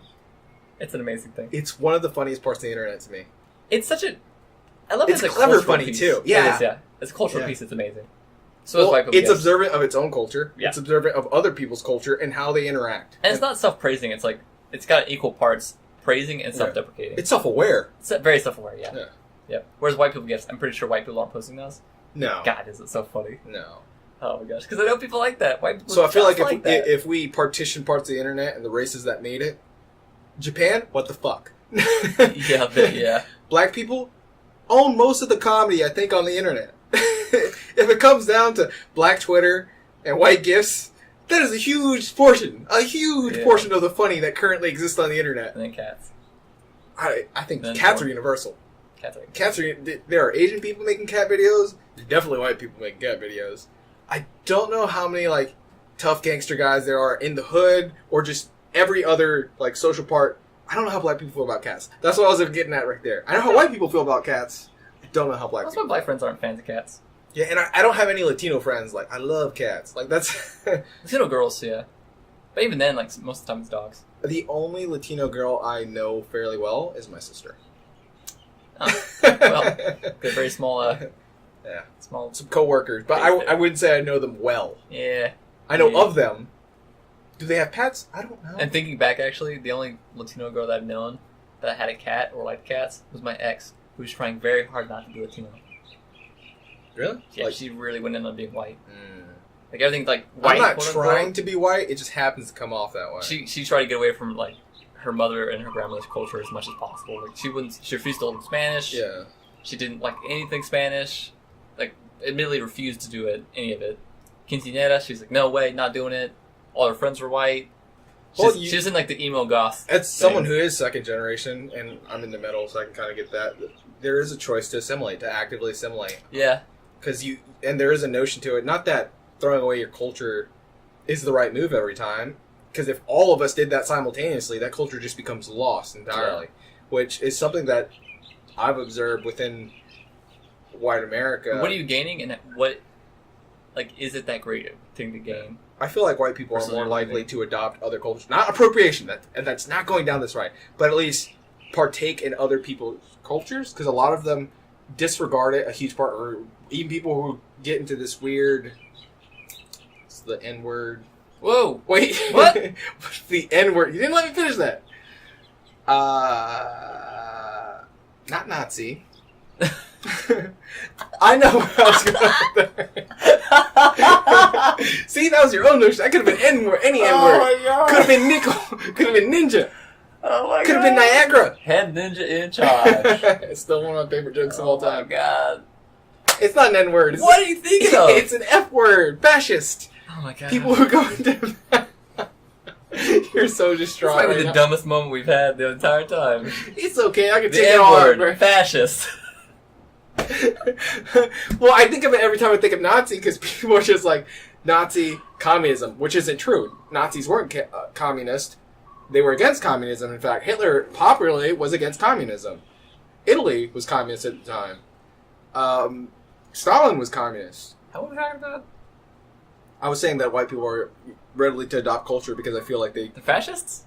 they can't. America. Every time it's like America for the sake of America. That's kind nationalism. of nationalism. Yeah. That's the other N word I was looking at. That was the N word I was looking at. Okay. But nationalism can quickly slip into fascism. Yeah, absolutely. And that's, I think, it's people partake and they're like, America, freedom. I was like, that I can don't very get that. quickly join you to a fascist party. Yeah, I don't get that. Socially acceptable in this country to be fascist. This is a very thin line between patriotism, fascism, and nationalism. Yes. And I think going, America, chest, sticking out your chest at all times. Yeah. We're right no matter what we do. Even when we're wrong, we're right. Like, oh, Well, I think it's someone careful who's with that very territory. critical of America to be more patriotic than someone who's like gung ho. Yeah, freedom, brr. So we've talked about American history a lot. Yeah, but On and off the air. But don't, at any point, don't think we're not proud to be, I don't know, are you proud? Like, if you were in a different country right now, they're like, are you American? Would you be ashamed to be like, I wouldn't be ashamed to say it, reluctant? but I'm not reluctant either. I'd say I'm American. Yeah. But Okay. I wouldn't go so far as to say I'm proud to be American. Are Like, you I just am one. Okay. I think there are things to be proud of, Mm-hmm. Definitely. but I don't know, this comes to a larger topic that I want to talk about at some point. I feel like Well, you have time. the time, I guess the time we're living right now feels, and maybe everyone feels this way, but it feels like right now is a major transition in history, a major transition time, in multiple aspects. But one being America being the biggest, greatest, most powerful nation, right? I actually think that we'd be better off if we weren't. You know, it's like the way we say we're number one at everything. Well, one, we're not. There's a lot of things we're not number one at, Mm-hmm. and a lot of those things are more important than the things we are number one at. Military In my spending, eyes. dude. We're number one military Yeah, spending. absolutely. And like, well, we'd probably be much better off if we didn't spend so much on the military. You play Stellaris for 10 minutes and you realize, ooh, maybe having a giant military isn't the best way This to do upkeep things. sucks. Yeah, upkeep is everything. But yeah, like think about a lot of European countries like Switzerland or like I'm gonna use Switzerland as an example. They are not considered number one in most things. I think Mm-hmm. I'm not totally sure, but I think green energy, yeah, like this. I imagine prison culture, Swiss people are a lot more proud to be Swiss than Americans are more proud hot to be chocolate. Americans They're for number legitimate one in hot reasons. chocolate. I think I get chocolate. I guess it's chocolate. But yeah, you see what I mean though? Like, the things they're good at, like education, healthcare, all these things, are way more important, I think, than what we're good at. Military, power. They're not number one in Swedish fish. Do they even have Swedish fish in Sweden? Do you know why they're called Swedish fish? Why? They're if you ever look at Swedish fish, before we made them straight up fish, they're shaped, Sweden as a country, like physical landmass, kind of shaped like Swedish fish. Oh. That's what they're called that. Well, Sweden and Switzerland are different countries, aren't they? Dumb moment. Yeah. We are not geography I people. was talking about Switzerland.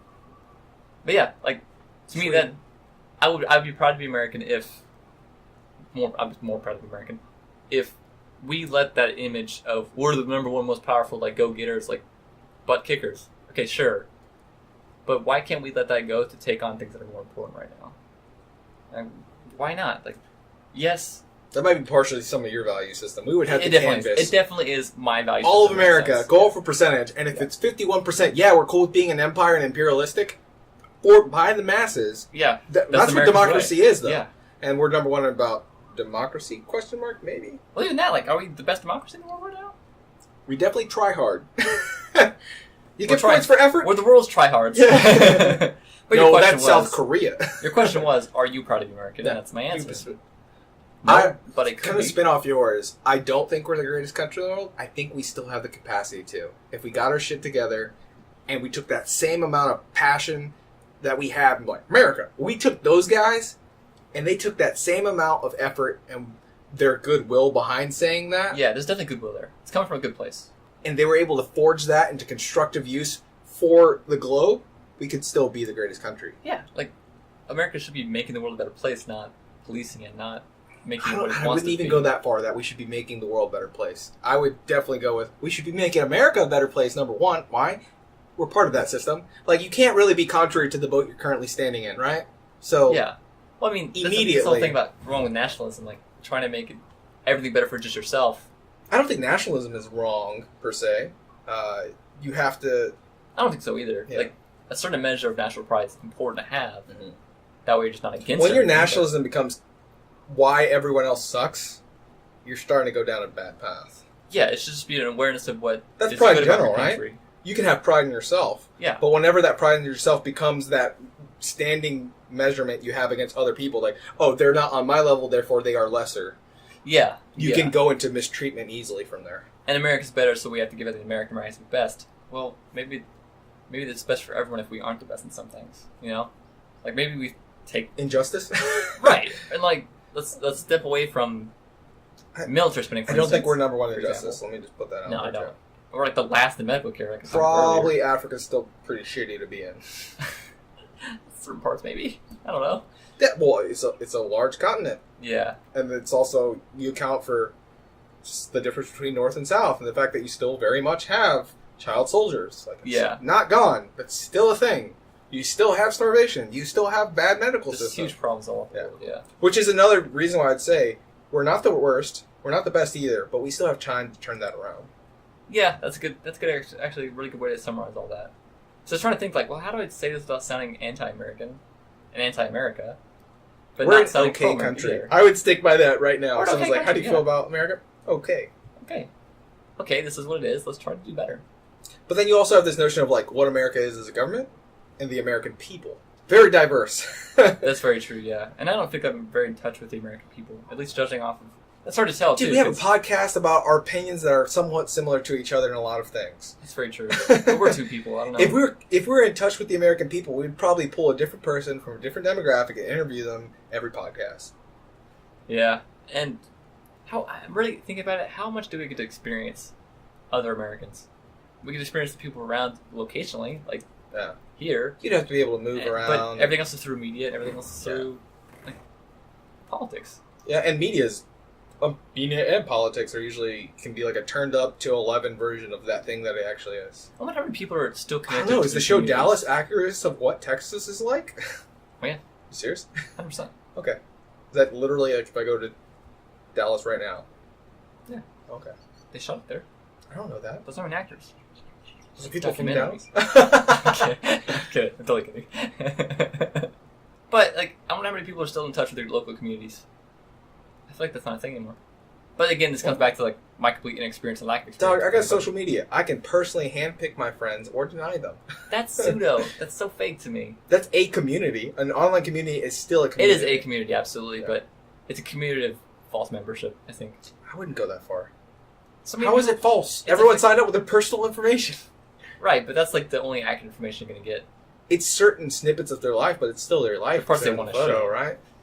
The parts they That's want to fine. show. But when you have a dialogue with someone out in public, you don't have all your dirty laundry out there in front of them. You don't? It's just that part of your personality. No. The part you want to show. I'm much better about managing my dirty laundry. I don't believe that. Look at that right now. I'm sorting through all my clothes. You've been over here multiple times. First time you ever seen it like I don't know, this. this probably actually might be the subject that I'm the least sure of my opinion about. Yeah? Or, like, America, I guess. It's a big country. Yeah, and just States, we have 50 of those. what's going on And with America? territories. What's going on with America, I guess. I just don't really get it. It is, I feel like a paradigm shift. But I mean, we be. have a turnover with generations, that the one that's going out and the one that's currently taking over. But you're always going to have that. And like I I'm said- sure people 20 years ago felt the same way. That's the first thing I said is like, It's I feel like cyclical. I bet everyone feels this way, that they're in the middle of some huge paradigm shift, some Yeah. huge history-changing event or time period that is a complete shift from what came before and what comes next. Mhm.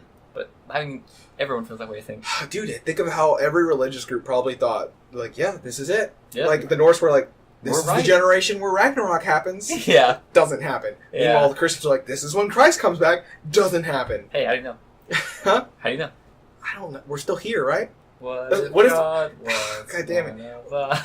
Well, I had that idea once when I was, like, forced to go to church. And they're just like, the rapture. I'm like, what if the rapture already happened and the 12 guys who were okay are gone? Yeah. More was left behind. We're already in hell. Yeah. Well, that's the thing about one of my favorite movies, Rich Cutter's Love Story. You're like the third person who brought this up to me. Really? Yeah. Ah, it's such a good movie. It's about people who commit suicide in the place to get sent. Like it's basically hell, Yeah. but it's exactly the same as their normal lives. It's Yeah. just everything's slightly worse. Doesn't someone like try to slit in the wrist and like drop the box cutter or whatever in between the car seat or something? Maybe I'm thinking of something else. But No. that title has definitely been pitched my way before. It's a really good movie. Mm. It's really good. It's a cute movie.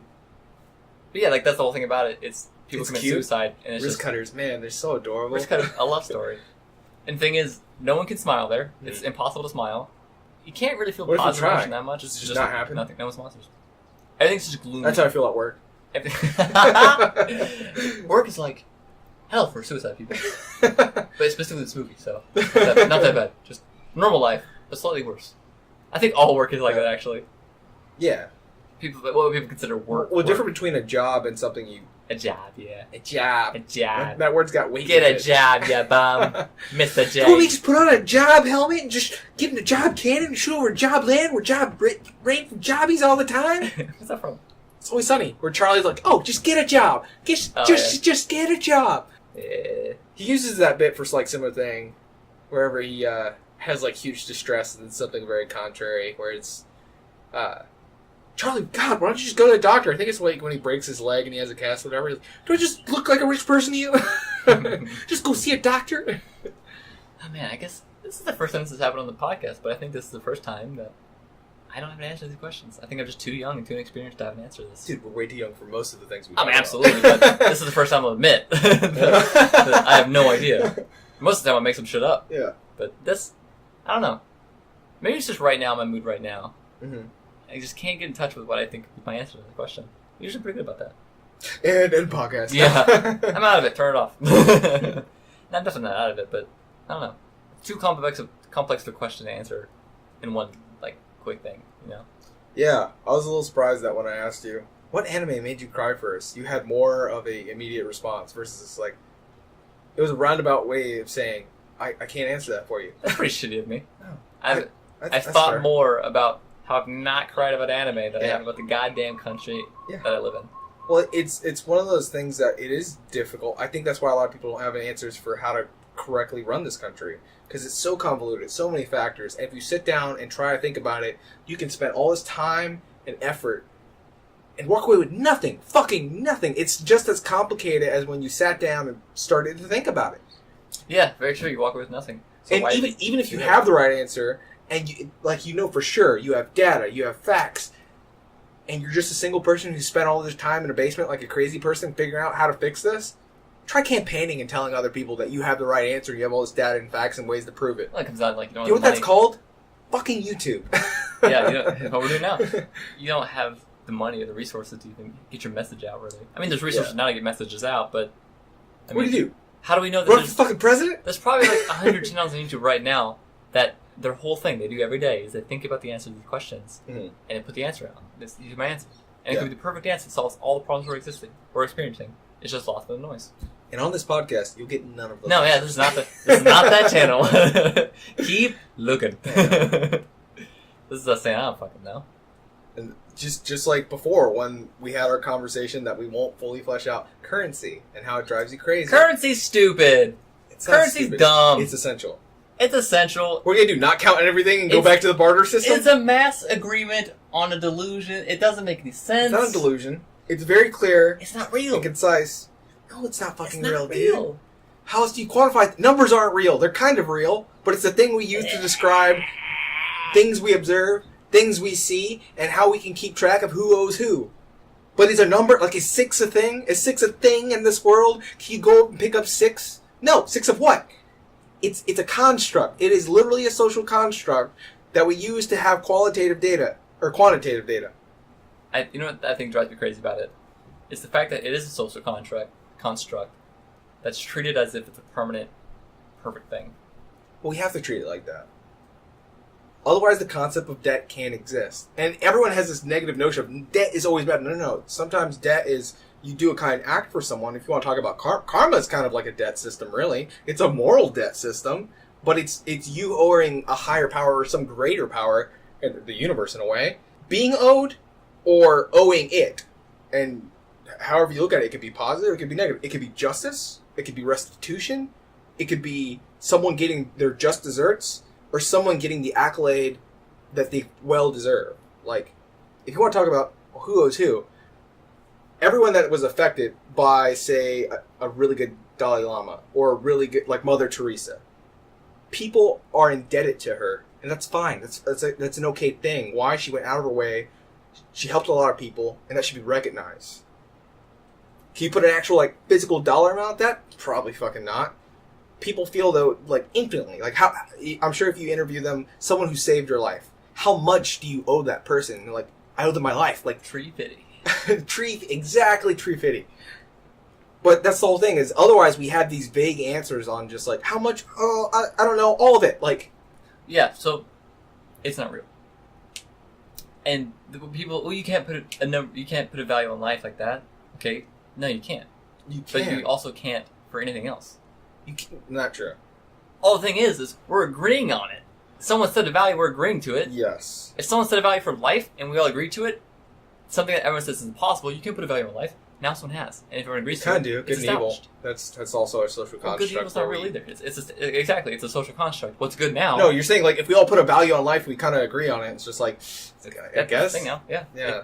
Like that's all it is. If people agree on it, it's there. And good and evil is That's like fine not- to have a good baseline and evil's agreement, not though. real. No, it's not. It's not. What's good now could be evil in the Correct. future. What's Relative. evil now It's could very be good in the relative past. to It's your entirely social relative. views on it. To a social agreement, a social consensus that everyone comes together and says, "All right, this is how it is." We This say is that, what but it there's is." people who believe in universal good, universal evil. That's just different schools of thought. Yeah. Or, like I was saying, like, there's, in a way, I kind of believe in that it does come very personal. Or if you have shame or guilt that's indicative to you, and you know that's wrong, is that a universal evil, or is that a relative evil? I think I it's don't still fucking relative. know. I think it's still relative, but based off of factors that you did not control or did not choose. So you're what you taught felt what's shame right or guilt wrong. for? You're kind of Yeah. shown or taught, maybe in subconscious ways or ways that aren't directly you're not aware of. Mm-hmm. Even at a very young age, you're taught what's right or wrong. Subliminally taught. Maybe, yeah. Or even like instinctually, right? Yeah. Like harming your fellow man, like seeing them cry. That could probably bother you. Or you can get off on it. Or that, yeah. Yeah. Even such something that people would think is such a given answer, hurting someone, make them cry, you should feel guilty. Not everyone does. Yes. So even that universal is good or that evil, person evil? right? Like, no, there's no good and evil. It's just how they are, and it doesn't match But the we do social have to keep standard. track of these things. Otherwise, like, who do you put in prison? Like, Yeah, I mean, yeah, absolutely. Like, I understand the necessity of currency, of good and engineering. evil. Engineering is heavily reliant on weight, math, length, distance, all these things that have allowed us to come up with technology. And precision does matter when you're talking about a weight system. It could be the difference between a building crumbling or staying up, or a stretcher that needs to bear someone's weight. Modern medicine. It's having the right dose. You know what the difference between poison and medicine is? Dosage. It's the dose. Yeah, that's that's a really common thing said, but it's relatable to so many other things that exact numbers matter in exact scenarios. And the only reason you come to that if we all have a socially understood and agreed upon amount. And these things have to roll over across. That's why we have universal standards, and that's why it's like metric, imperial, and you can even see within that small thing, which is a social construct for both of those, but can allow us to create doctors here understand milligrams in Europe. Well, that's not a social construct. That's an empirical construct. Like there's something Explain the difference. there's something in life that exists something that's like a real thing, whereas a social construct, it's an ever shifting, ever changing. I believe thing. we have social constructs on imperial matters. Like what? Your government is kind of a social construct as a whole, but people who are under that government. Well, governments aren't related. That's what I'm saying. That's a social construct Yes, by it's a all social means. construct. But it's not an empirical thing. No, people are an empirical thing. If I'm understanding this correctly. If your only definition of empirical is that it exists on our actual plane of existence, and social constructs exist in the realm of the imaginary. Yeah. Plato has this whole thing about the realm of forms and what is real, what is less real, Yeah. and he would say that numbers are real, but That's probably where I'm getting caught up, and I think I might need to just read that. Read. the something realm about of that. forms, it sounds Yeah. very much like a Legend of Zelda Hylian, like he would transport it to a plane where he was with the Triforce. He's like, 1, 2, 3. Yes, numbers are real. That's empirical power. Yeah, but this is just like a very much semantics and philosophy thing. But do they matter? Yeah, I think everything scales. They definitely Everything matter. scales. They definitely matter. Yeah. In fact, probably matter more than the Just empirical like things. there are, even if you were to talk about, there's downfalls and pitfalls of a barter system. Just like, are we square? Yeah, we're square. And later on, you're thinking about it. Hold on, we're not square. We're not square. All of a sudden, my values of this thing changed. Yeah. And also our idea of the money market and values and how much is this thing worth? Well, how many people want it? That's kind of you getting a bunch of outsized opinions at once. So when we assign, this thing costs $90. People in your country, USD, are willing to spend 90 of what one spent bullion and this much weight in silver or gold, whatever, of this object. It gives you a notion of its value, of its worth. Now you still make that personal decision of, am I willing to spend 90 of my dollars, 90 of my hard-earned labor, transmute it into something physical? And I understand it's something you might not be comfortable. It's like, well, how much is your life worth? How much is your time worth and your effort? Dude, that varies. That's also like That's some an people ungiven thing. didn't. It's relative also, where it's like some people didn't work hard for the large amounts of money they have. Some people worked incredibly hard for the small amounts they had. So it would be very unfair to just say none of it matters, none of it counts. It's like some people worked really hard to get that sum, and some people didn't at all. Some situations. But there's so many matter. variables in this one too. I don't think we're going to get to exact answer of like currency is stupid. It's like there are implications in which currency.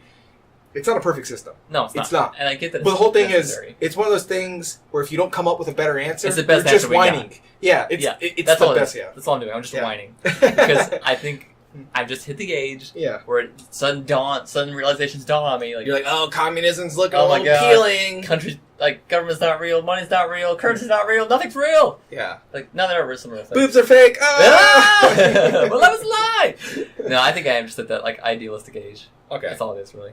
Yeah. And it's, I don't like things that seem so real to me before aren't real, and what actually matters. Yeah, when you're a child, the value of a dollar is such a vague thing because it's just like you're telling me. I can buy the whole goddamn world with this. Well, the whole thing is, you, as a child, you're not paying your own money; it's your parents' money in most scenarios. Yeah. So, I mean, some people like, I'm going to teach my son the value of a dollar, and they may you mow 20 lawns. They're like, "Here, $10, son." You're like, "Man, that was a lot of effort to get this $10." And then you get to the store, and you're like, "Oh, this toy is $11." Like, well, you don't have enough for that. You're like, but I mowed 20 lawns. Like, obviously, that How amount does of that make effort. 21 Sure, laws? yeah, yep. So, and it's at that moment, depending what you did to get that value, Yeah. or in some cases, you have no connection of that, and you just point. You're like, "Daddy, Mommy, want?" And they're just like, "You want that? Here you go." So, in one scenario, you worked 21 lawns. Let's just say they're mid-sized lawn. A whole weekend. You spent a whole weekend of waking hours, sweating, hot sun. I'm assuming it's the summertime because the grass grows a significant amount, summer or spring, whatever. You spent a significant amount of time and got the thing and didn't get the thing you wanted. Yeah. Or in a separate scenario, you spent no time at all. You had instantaneous want. You pointed at the thing and you got it. And the two things are equally right and equally wrong because neither are Yeah. showing you like any real value in anything because value doesn't exist. Maybe that's the answer. Maybe, just like opinions, it's about being right or wrong. It's just what happened in that scenario. Yeah. And you would have to approach each situation differently and analyze all the variables, at which point you're spending a lot of time on something that already happened and you're being an idiot and should move on and accept it. My brain just doesn't like it. Yeah. I just don't. You like solid answers. That's something I've noticed about you through this this podcasting process. You like universal truths. Like this answer is always the answer. 2 is always 2, no matter where I'm at there in the are no globe. universal truths, really, because how do you know? 2 is always 2. How do you know? How do you know? Yeah. When people say, We can bomb everything, destroy it all, and when the next civilization, like the apes take over, Monkey Quest, Planet of the Apes happens. I gotta explain the Monkey Quest thing later. Quest. I threw it out there because I like the way it sounds. Ape Escape. Ape Adventure, that was it. Ape Venture. Ape Venture. So, yes, what we agree upon in the word 2 and the social construct 2, but quantitative, 2 objects next to each other will still be 2. I don't know about the dog. Because one is still one single thing. Well, guess what? Bomb everything you know. It's still going to be a single thing. Bomb everything you know. Mm-hmm. There's a great deal more to the universe still. There's a great what? Great deal more to the universe still. Sure, that we know of. Yeah. But even that, like, have you heard about the... Do you know there's a limit to the universe that we'll ever experience? Do you know about that?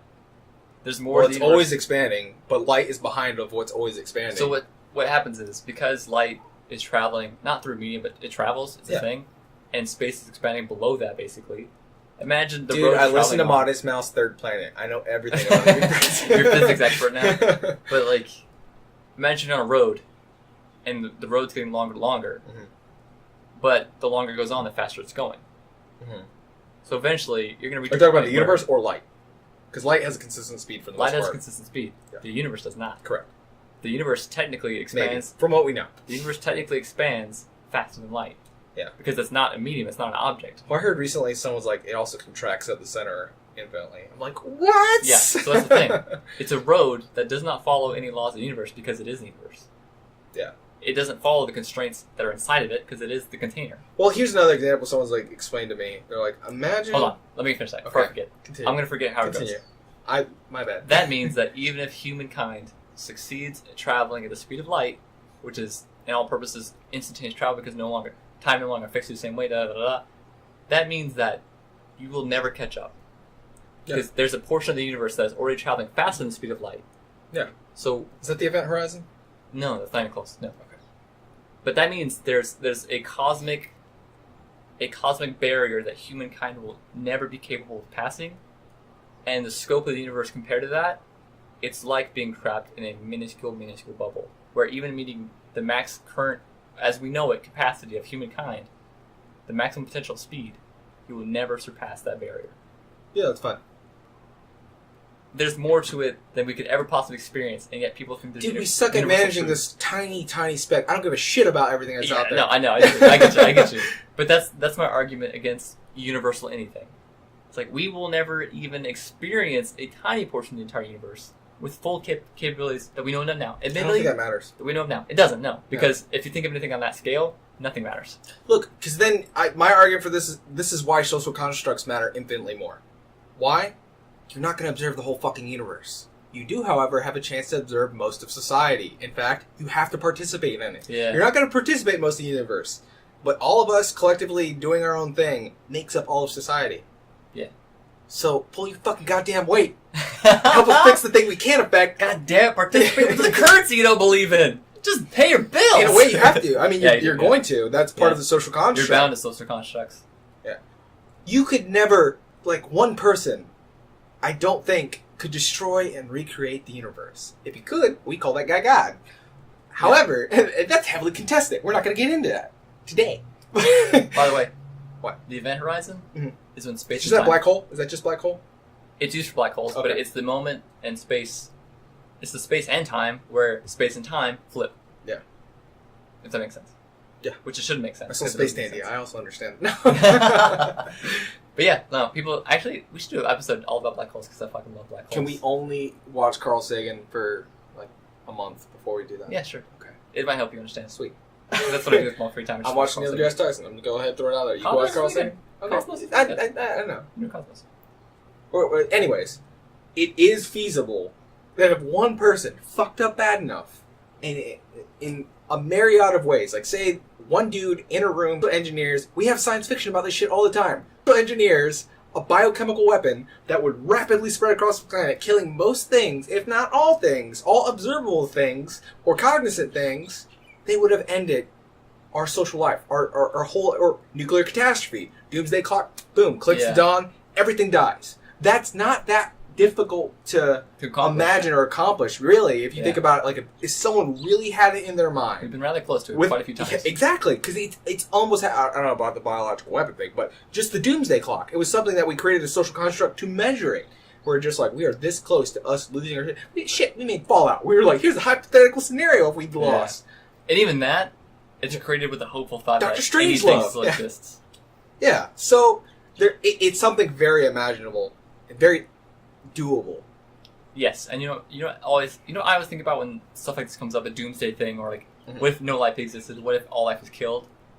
Would you think that planet's better? The universe goes on just fine. It does. I kind of Yes. remember I talked about that guy that kind of freaked out while talking about like the purpose of life and how Which guy? I'm confused. it's a guy who used to work with. He's not here Oh, anymore, okay. but like he turns out to be a very religious person. I didn't know that, and that kind of would have kind of changed my topic, or not discuss this around him because it bothered him clearly. But Yeah, it's like an existential horror every he time. literally did. He had an existential crisis because me and a friend of mine who both enjoyed kind of space stuff a lot, we were discussing how life, how it's affected the universe and the planet and all that stuff, right? Yeah. And how it basically hasn't.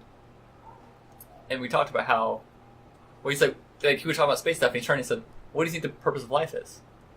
And I said, "Well, the purpose of life as an organism Yeah. is to continue life. It's just to continue on that path, right? Yeah. Create more organisms. A Continue- Darwinist would agree with you. Right. That's the purpose of it. Outside of that, there is no purpose. What do you mean? Well, think about this. You think there's a grand purpose. There's like a whole thing for being alive. Outside of that one reason, like one job you have to do as an organism. Yeah. Think about the planet if it had no humans. What would happen to it? And he said it would be full of animals and plants. Okay, great. Now take away animals. What happened to it? It's full of plants. Let's take away plants. What happens to it? It's just a planet.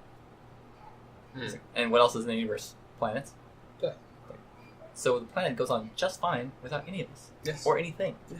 Everything goes on exactly the way it is now. And that's not even something you can debate. You're like, you know this for a fact. Yeah, no, it's a fact. Like everything goes on just fine. The planet will rotate around the sun exactly as it does now. Solar systems still exist. Solar system still Why? exists. Look Universe still up. exists. Tons of them. Yeah, everything would still exist. Well, you can't see that exactly directly as it from does looking now. up. You'll see Yeah. stars and stuff, but it's like in some Yeah. planets in Also, our own solar system, you did need you a know telescope. that because the expansion of space, everything's technically even farther away from each other. That This is we're always far enough in observing the future- past thing. No, well, yeah, that's true. But in the future, there will be no stars in the sky Yeah. because if We'll see there's them no die. collapse, if there's no death of the universe, like things will just get too far away. When I get really uncomfortable by stuff, I imagine thermal death of the universe, and it makes me like really calm and centered. It really centers things, I think, and It that's does. It put things in perspective. Yeah. Really. Because I explained that to someone today, and I could see like the look of horror on their face. It went directly over the person next to them when I said it. It also calmed them, and just let them know it's like any kind of suffering you have, any kind of injustice you feel. you're gonna die. It's not just that. It's very relative. Well, to me, Everything that's will very calming in a Yeah, way. me too. But did I explain to you like my image for explaining thermal death and what that is? No. So there's two options of what could happen in thermal death, and it has to do whether or not you believe, or whether or not you can support that a proton has a definitive life, and one day a proton itself will die. Which that's a whole different scenario. But the main one they explain is like, imagine thermal death happens, and that's exactly what it sounds. All the stars gone. You go through that whole phase. You go down to like was it white dwarf before it does? Or is it blue dwarf? When it's at like I think white. okay, yeah. So you every star gets down to the fact that you have the last white dwarf, the last one that turns into a black hole or not. Okay, it's whether or not you have a whole bunch of black holes and no light in the universe, just a bunch of super dense objects and black holes, and what happens with that? I don't know. This is already a hypothetical scenario when all the stars die. Anything could be a black hole, not just Yeah. stars. Correct. I'm just saying like when that's If all stars followed that path and became Yes. that. Right, not all do, but in fact, it's kind of, that from observable. So it's just like how long do we just wait a little bit longer and those things become black holes? well, no, it's a thing between it goes supernova Yes. or it becomes a black hole. Yes. And there's some other options, like you can become a neutron star even. Mm-hmm. So a neutron star is basically like a supernova that it just But spins. in thermal death, even that neutron star would run out of gas. It's Yeah. whether or not the proton has a definitive amount of Right, life. yeah, and with that, We're- all things would We're end. saying with this scenario, yeah. Do you know what everything would probably be reduced to then? Iron. It just becomes a bunch of iron balls floating around in infinite darkness, bumping into each other in black holes. And someone's just like, on a long enough timeline, that's probably what's going to happen. And that's super comforting to me. I don't know really why. I just know the biggest takes stresses the I have pressure in my off. life it does take the pressure off. The biggest fuck up that I can do right now, like as terrible as I can do, I can be a terrible person, and I'm not saying this takes morality completely out the window. No. In fact, that's all you're left with. Your interactions with other people. Takes what out the window? Morality. Morality. You're just like, Yeah. my infinite fuck up. The worst thing, that's not the worst thing that's going to happen in human history. I was like, well, the worst thing that happens in human history is that it ends. And in relative to the universe, that's not that bad. Yeah, like the universe doesn't care. It's not gonna know. What's the worst thing for the universe? I guess that it dies, but even then, it's a thing that happens to me. The universe isn't self-aware of itself. And that's kind of what Cosmic Horror is about, where it's like... You are insignificant. Yeah. Nothing you do or say or are matters. And anything, everyone you know, everyone you can think of, everyone that's ever been or will ever be, will amount to basically nothing in the universe scale. Like, imagine you go through your whole life... well, you kind of do, with high school. So before that, you have kindergarten, then you have pre-K, and then you have... basically K through 12. Yeah. You go through your entire education, and you're told, oh God, what if I don't get into college? What if this is it? And there's so much existentialism because everything there has been pushing you up a hill. Yeah. And then you get to this weird moment where you graduate and you realize, oh, I could just totally take my time and go to college, make a smart, informed decision. How that pressure you had, that was hopefully, I know people who went straight on through to college, they keep rising. And then from there, that's what their whole life is. It's this whole uphill push. It's like, then I go to college, then I get the job, then I pay off student loans, white picket fence, nuclear family, I'm getting old, kids are doing the same, and then I die. Like, yeah. Or retire, then die. Well, they're serving a purpose in that cyclical, like, organism thing.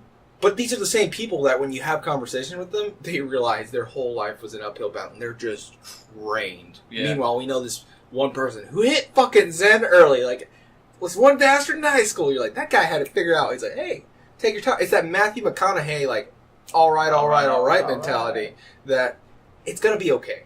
Yeah. And even in that scenario, what we would consider now, he's socially a loser. Like, he's hanging around a high school long after he's graduated, kind of being a predator. Yeah, Matthew McConaughey's character, not Matthew. I don't think he's doing that right now. Who knows? Maybe. I don't know Matthew McConaughey's life. Like, Matthew, why are you doing this? Yeah. Universe, baby. Universe. All right. Whatever else he does. The universe gets older. I don't get as old. The girls stay just as young.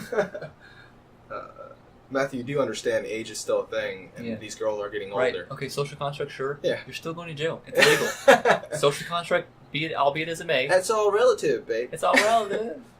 Right. Relative now. And now, going to jail.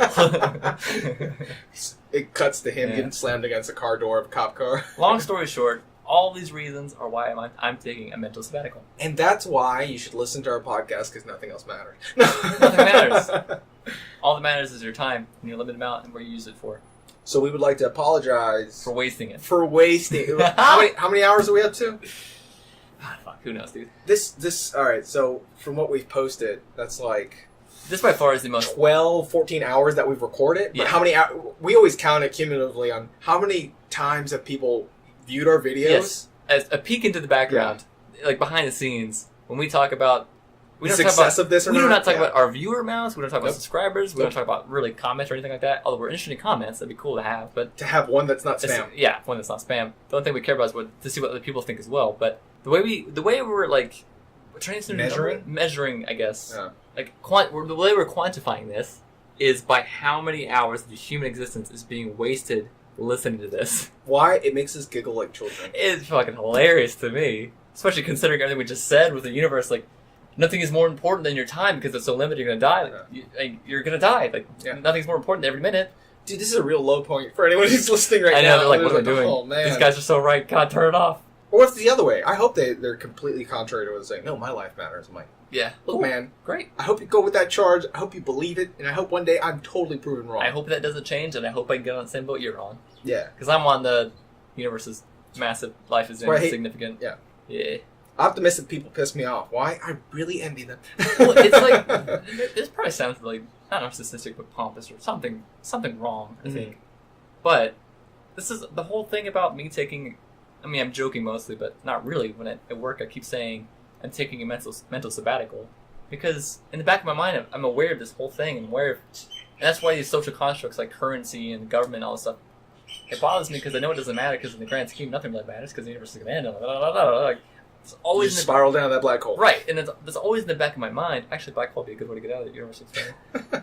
Anyways, It's always in the back of my mind. You So think it's I'm causing suicide just now? I'm totally aware of this stuff in the back of my mind every single day. That, like, bringing myself to care about these things is almost an effort that I have to keep at, right? To think like, okay, well, what my boss thinks matters, and how I perform at work matters, and how much money I'm making matters, and the fact that I'm paying my bills matters. Yep. It's an effort to keep myself within You're those passing social... on your genes matters. Yeah, that too. But to keep myself within those social construct bounds, to keep operating properly inside those... I sound like a fucking weirdo robot now, but That's fine. to keep going in that, like, it takes effort and mental effort and just adds stress that doesn't need to exist and stress that isn't really real, because in the back of my mind I know it doesn't matter, right? So it's taking on the responsibility to be a normal human being and, like, socially responsible and, you know, experience human experience. But it comes with this package, this baggage, basically, of unneeded stress, unnecessary problems, all these things that don't matter, but you can't take one without the other. So every so often, I just need to Be a Zen Buddhist. step away from it and go like, okay, yeah, again, I cared too much about it. I got stressed about it, about something that does not matter. So I just step away and like, yep, don't ask me questions. I'm on a sabbatical! And that's what I'm doing right now. Like, By the way, I if you have started caring too much family, about work. if you have kids, please don't do that. no, you can't do that. You are responsible for another person's life. And I like to imagine being a parent. They've already tuned out. Nope, it's all relative. Yeah, it's all relative. Your opinion doesn't matter anymore. Yeah. I like to imagine being a parent as your child is like a comet flying through space. Oh. And you're a god placing objects within the trajectory of that comet. And where they go, what direction they take, is up to them. Cat girls. They're going to go the way they want to Place go. cat girls in your child. Yeah. Sway them. They're going to go the way they want to go. And all you can do is place objects, basically your influence on them. Place objects, whether they're big or small, mass great or small, you know, relative, right? Because one thing that might affect one child a great deal won't affect another great deal. So it's relative to the child itself, but you're placing these celestial objects along their path that their gravitational pull is going to sway and change the trajectory that child takes. And that's all you can do. You can try to sway it, you can try to change the trajectory. Sometimes it works, sometimes it doesn't. Sometimes it goes too far, sometimes it doesn't go far enough. But it's like being in charge of a child's life and setting them to go the right trajectory. It's like being a god of a universe. It's like being there's infinite possibilities. They're like Tamagotchis. They're like Tamagotchis. Boiling it down to the simplest necessities. That's not true. You But cannot feed your Tamagotchi all day, and no way is the state showing Yeah. up to take your Tamagotchi from you. But it's like being the god of a universe of infinite outcomes. Yeah. And all you can do is try to influence the trajectory of one comet inside the universe. Do you know how I know I'm fucked up? The whole time you were saying that, I'd be like, man, I totally want to have different experiments with my kids then. You put meth in front of one, it's like, Oh my "Shh, God, just see if he no." takes it. Just see if he takes it. Is it natural? No, don't do No! mushrooms. He'll be You are fine. never- He'll come No. back down from it. Bad. He'll be okay. Give it to Or it's some- just like different stuff where you're like, let's not hug this one kid. Let's hug this one way too much and see what happens. My friend, you are outside the social context. Get within the social context. Yeah. That's what I think about, like, childbearing and, like, child raising and all this stuff. We have to clarify again, we have no children. We have no children. We are children. It's what we've observed, Yeah. which it's fine to have an observation of a thing and then form Yeah. an opinion on that thing. And maybe we sound stupid and, like, we think too much about these things. And, like, That's a platform. we probably sound like we belong on, like, the I am very smart subreddit. Like, people who, like, post about, like, if you have an IQ lower than this, like, don't even try to talk to me. You're not keep up. Like, I think I hate that shit.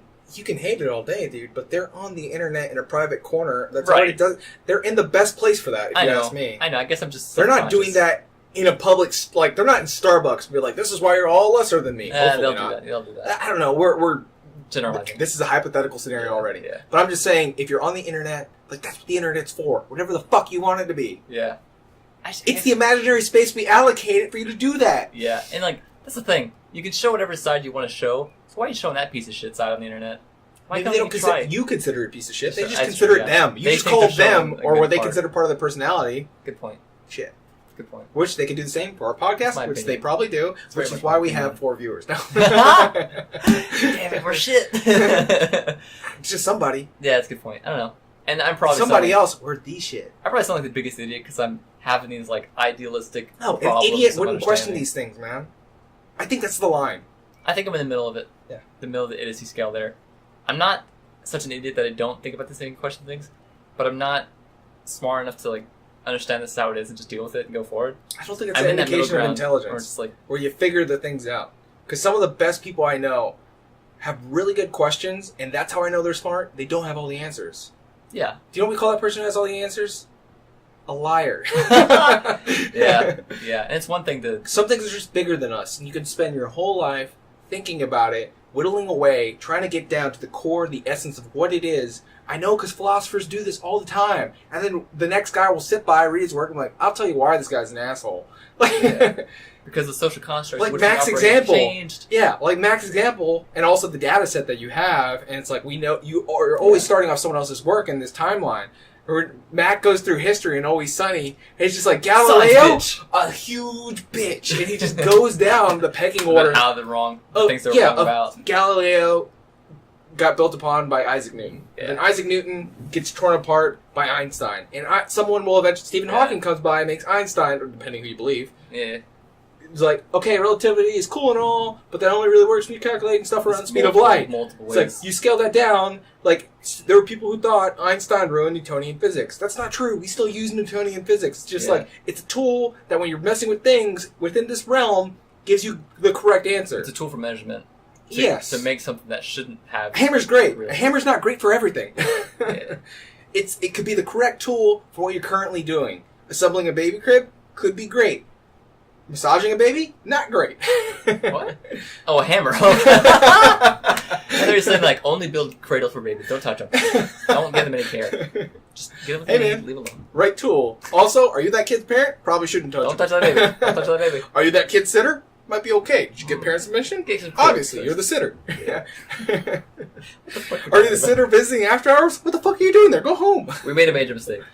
We went down the existential angle. No, that's never a mistake to me.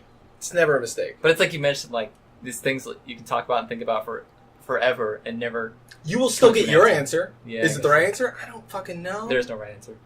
Or wrong answer. Maybe there's a wrong answer.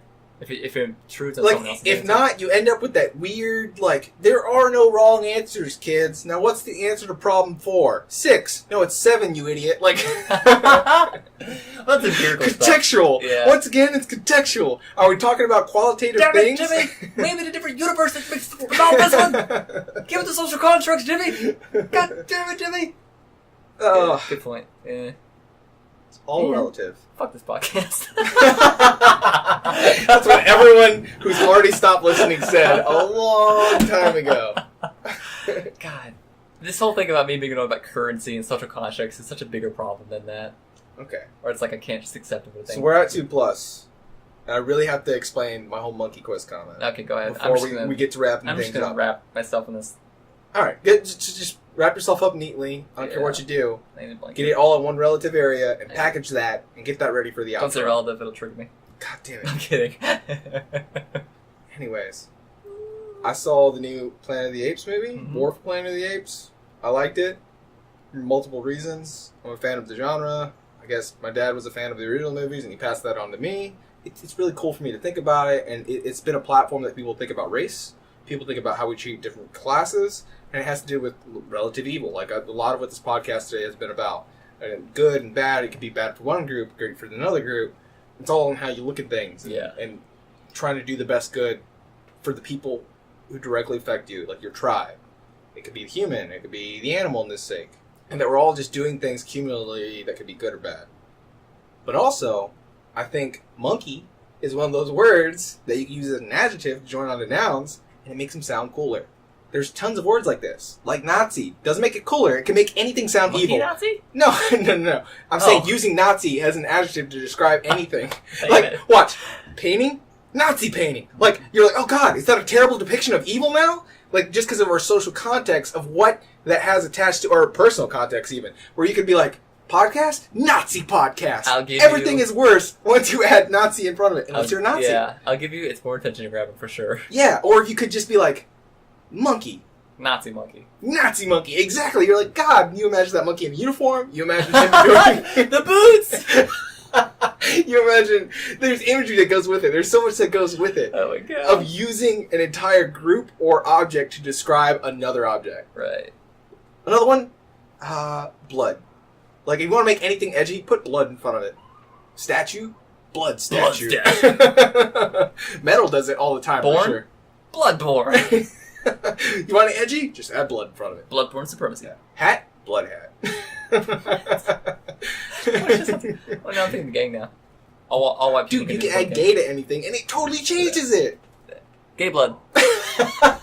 Gay Nazi blood. You said gay blood, and I didn't need it. I was like, oh, that blood probably has HIV. That's Gay terrible. Nazi monkey blood. Don't compound them. That's like orange monkey eagle. Anyways, I saw it, and they're going on somewhat of a quest. They're riding horses with weapons. It gave me a Lord of the Rings feel. Like they had an objective. Like we're gonna go into the mouth of evil, and they're all like, "Oh no, please don't do that." I'm not gonna ruin the movie. Go ahead. I don't But give a they're shit. obviously just the hero's journey and everything. This is going in a very obvious place. One group does something that pisses off the other off. Like, Lucky hero. if we want to survive, we have to go do this thing. We have to do this objective. It's a very common way of storytelling. Yeah. So, anyways, I saw it, and I immediately thought, when they're all heading one direction, like, we're going to go do the thing, like a fellowship of monkeys. I understand monkeys and apes are very different. It's the tail. Well, actually. Yeah. I'm not talking about it. I'm just saying, for the sake of fun, I immediately saw it and thought, Monkey Quest! And then I said ape escape. Yeah, which then you I said- was thinking a little bit of Ape Escape. And then I was like, it's an ape adventure, an ape venture. And that's why I made those comments earlier. And also, I want you now to think of, for the comments, think of any word you can place in front of nouns to describe that noun that changes it entirely. Sounds like you gave our 4 listeners homework. Yeah, sure. Or they could just ignore it like everyone else who does with our comments. Yeah. Our call for comments. Please. It's not homework. Like, they're not getting graded on it. It's just something I think would be cool if they Average. did. I'll get the shit out if you want to. Yeah. A+. For you. For you. For taking the time to listen to our bullshit. Yeah. For taking a limited, very valuable You're time. already kind of like our girlfriends. No, And that we don't treat you the way that we should. Oh, speak for yourself, dog. No. Can't Oh, mistreat someone God. who don't exist. Jokes on you, I'm Oh. lonely. Getting relative again. This is very dark. Doesn't matter fucking that anyways. Okay, how are we going to close this out? Man, I'm depressed on it. Doesn't matter. I don't give a shit anymore. Doesn't matter. I feel like I've killed your morale on this podcast. Nah. It's been coming. It's been coming. This whole Sabbatical! sabbatical thing. Yeah. It's a joke, but been it's really brewing. an acceptance of like, man, something I've been putting a lot of passion and work and like effort into my job, right? Mhm. And then things kind of don't go the way you want them to. Things don't really work out the way you should because based off the effort you're doing, just like things out of your power cause things not to go the way you want them to. Effort Greater kinda than work. yourself. Greater than yourself, right? And something you cannot feasibly A change. universal power. Less than that. Less?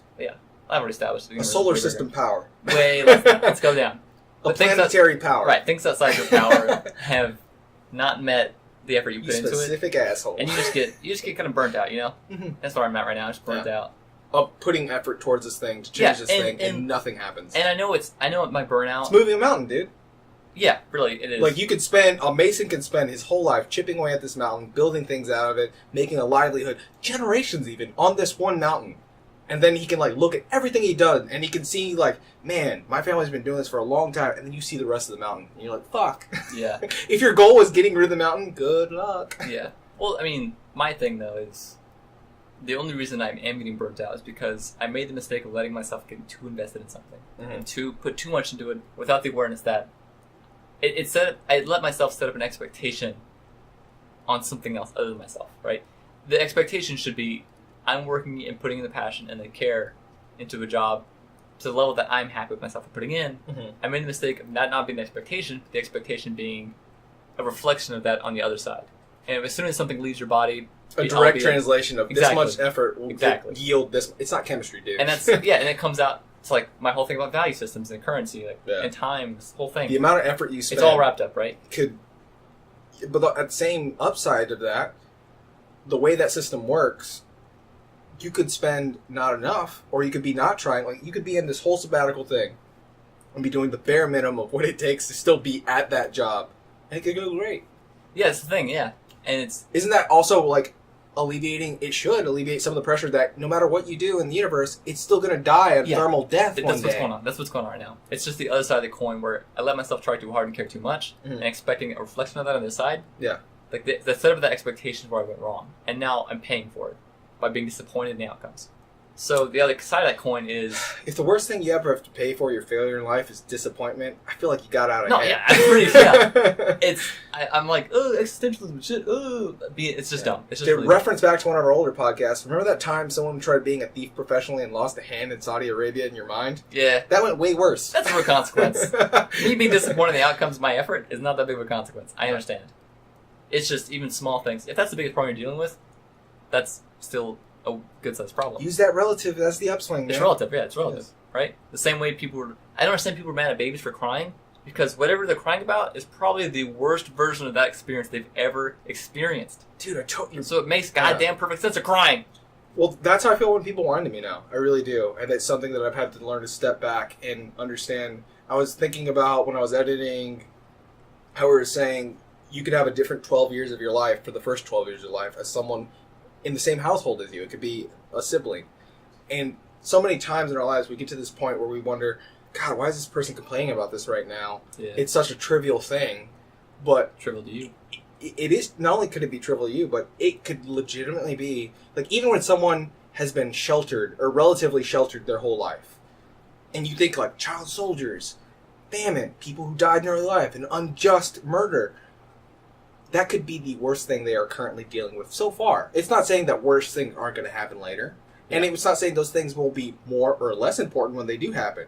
It's still the worst they've had to put up with so far. Yeah. So is it wrong for them to have the highest, Threshold? I wouldn't say threshold, to have the most extreme response that they've had to anything yet, for the most extreme action that's happened to them yet? Yeah, I mean, it makes sense. If anything, it's the natural response. That's a logical response. Like, for you right now, you feel like your career has been, I'm assuming, a climax of things have led to the next thing in a logical order, and you've gotten a little bit more responsibility along the way, you've gotten a little bit more monetary compensation along the way, because that's how most pay scales work. You just go up and up and up. Yeah. At least in a capitalist environment. So it could be what you were expecting, like a new high point, and you're still like, or you were expecting a high point, you got a plateau instead. Well, it's not. Or you could have even got a down point. It has nothing to do with the disappointment of, like, what I'm expecting back isn't like, oh, I'm being paid more, I've got this raise or something like that. It's not a reward I'm expecting. It's things to go right. Yeah, well, It's things to that's go fine. the way I planned them Well, to go. currently and- that's yeah. what you were valuing. So it doesn't have to be a physical or monetary compensation. It was the result you wanted. So once again, exactly. everything else had to you, I mean, and how linear time works, has led to this moment. Had led to the actions and the things you did prior to that. So when they don't go that way, it's okay to be a little upset about it, because it's the thing you're dealing with currently. It's what's in front of you. And that, like, that whole ridiculous episode of Deep Space Nine, to get nerdy about it, the first episode where this alien race contacts Captain Sisko, and they're saying, how do humans experience life? And they're kind of shocked that Sisko's saying, well, that's how we do things. Chronologically, it happens in a linear fashion. And they show him a traumatic experience to him over and over again. And he keeps saying, why am I here? Why are you showing me this right now? This happened a long time ago. And the whole point is that this huge, powerful force in the universe is trying to get him to realize, yes, it happens in linear fashion, but if you focus on the thing, that's where you live. That's now your place. That's your reality in a way.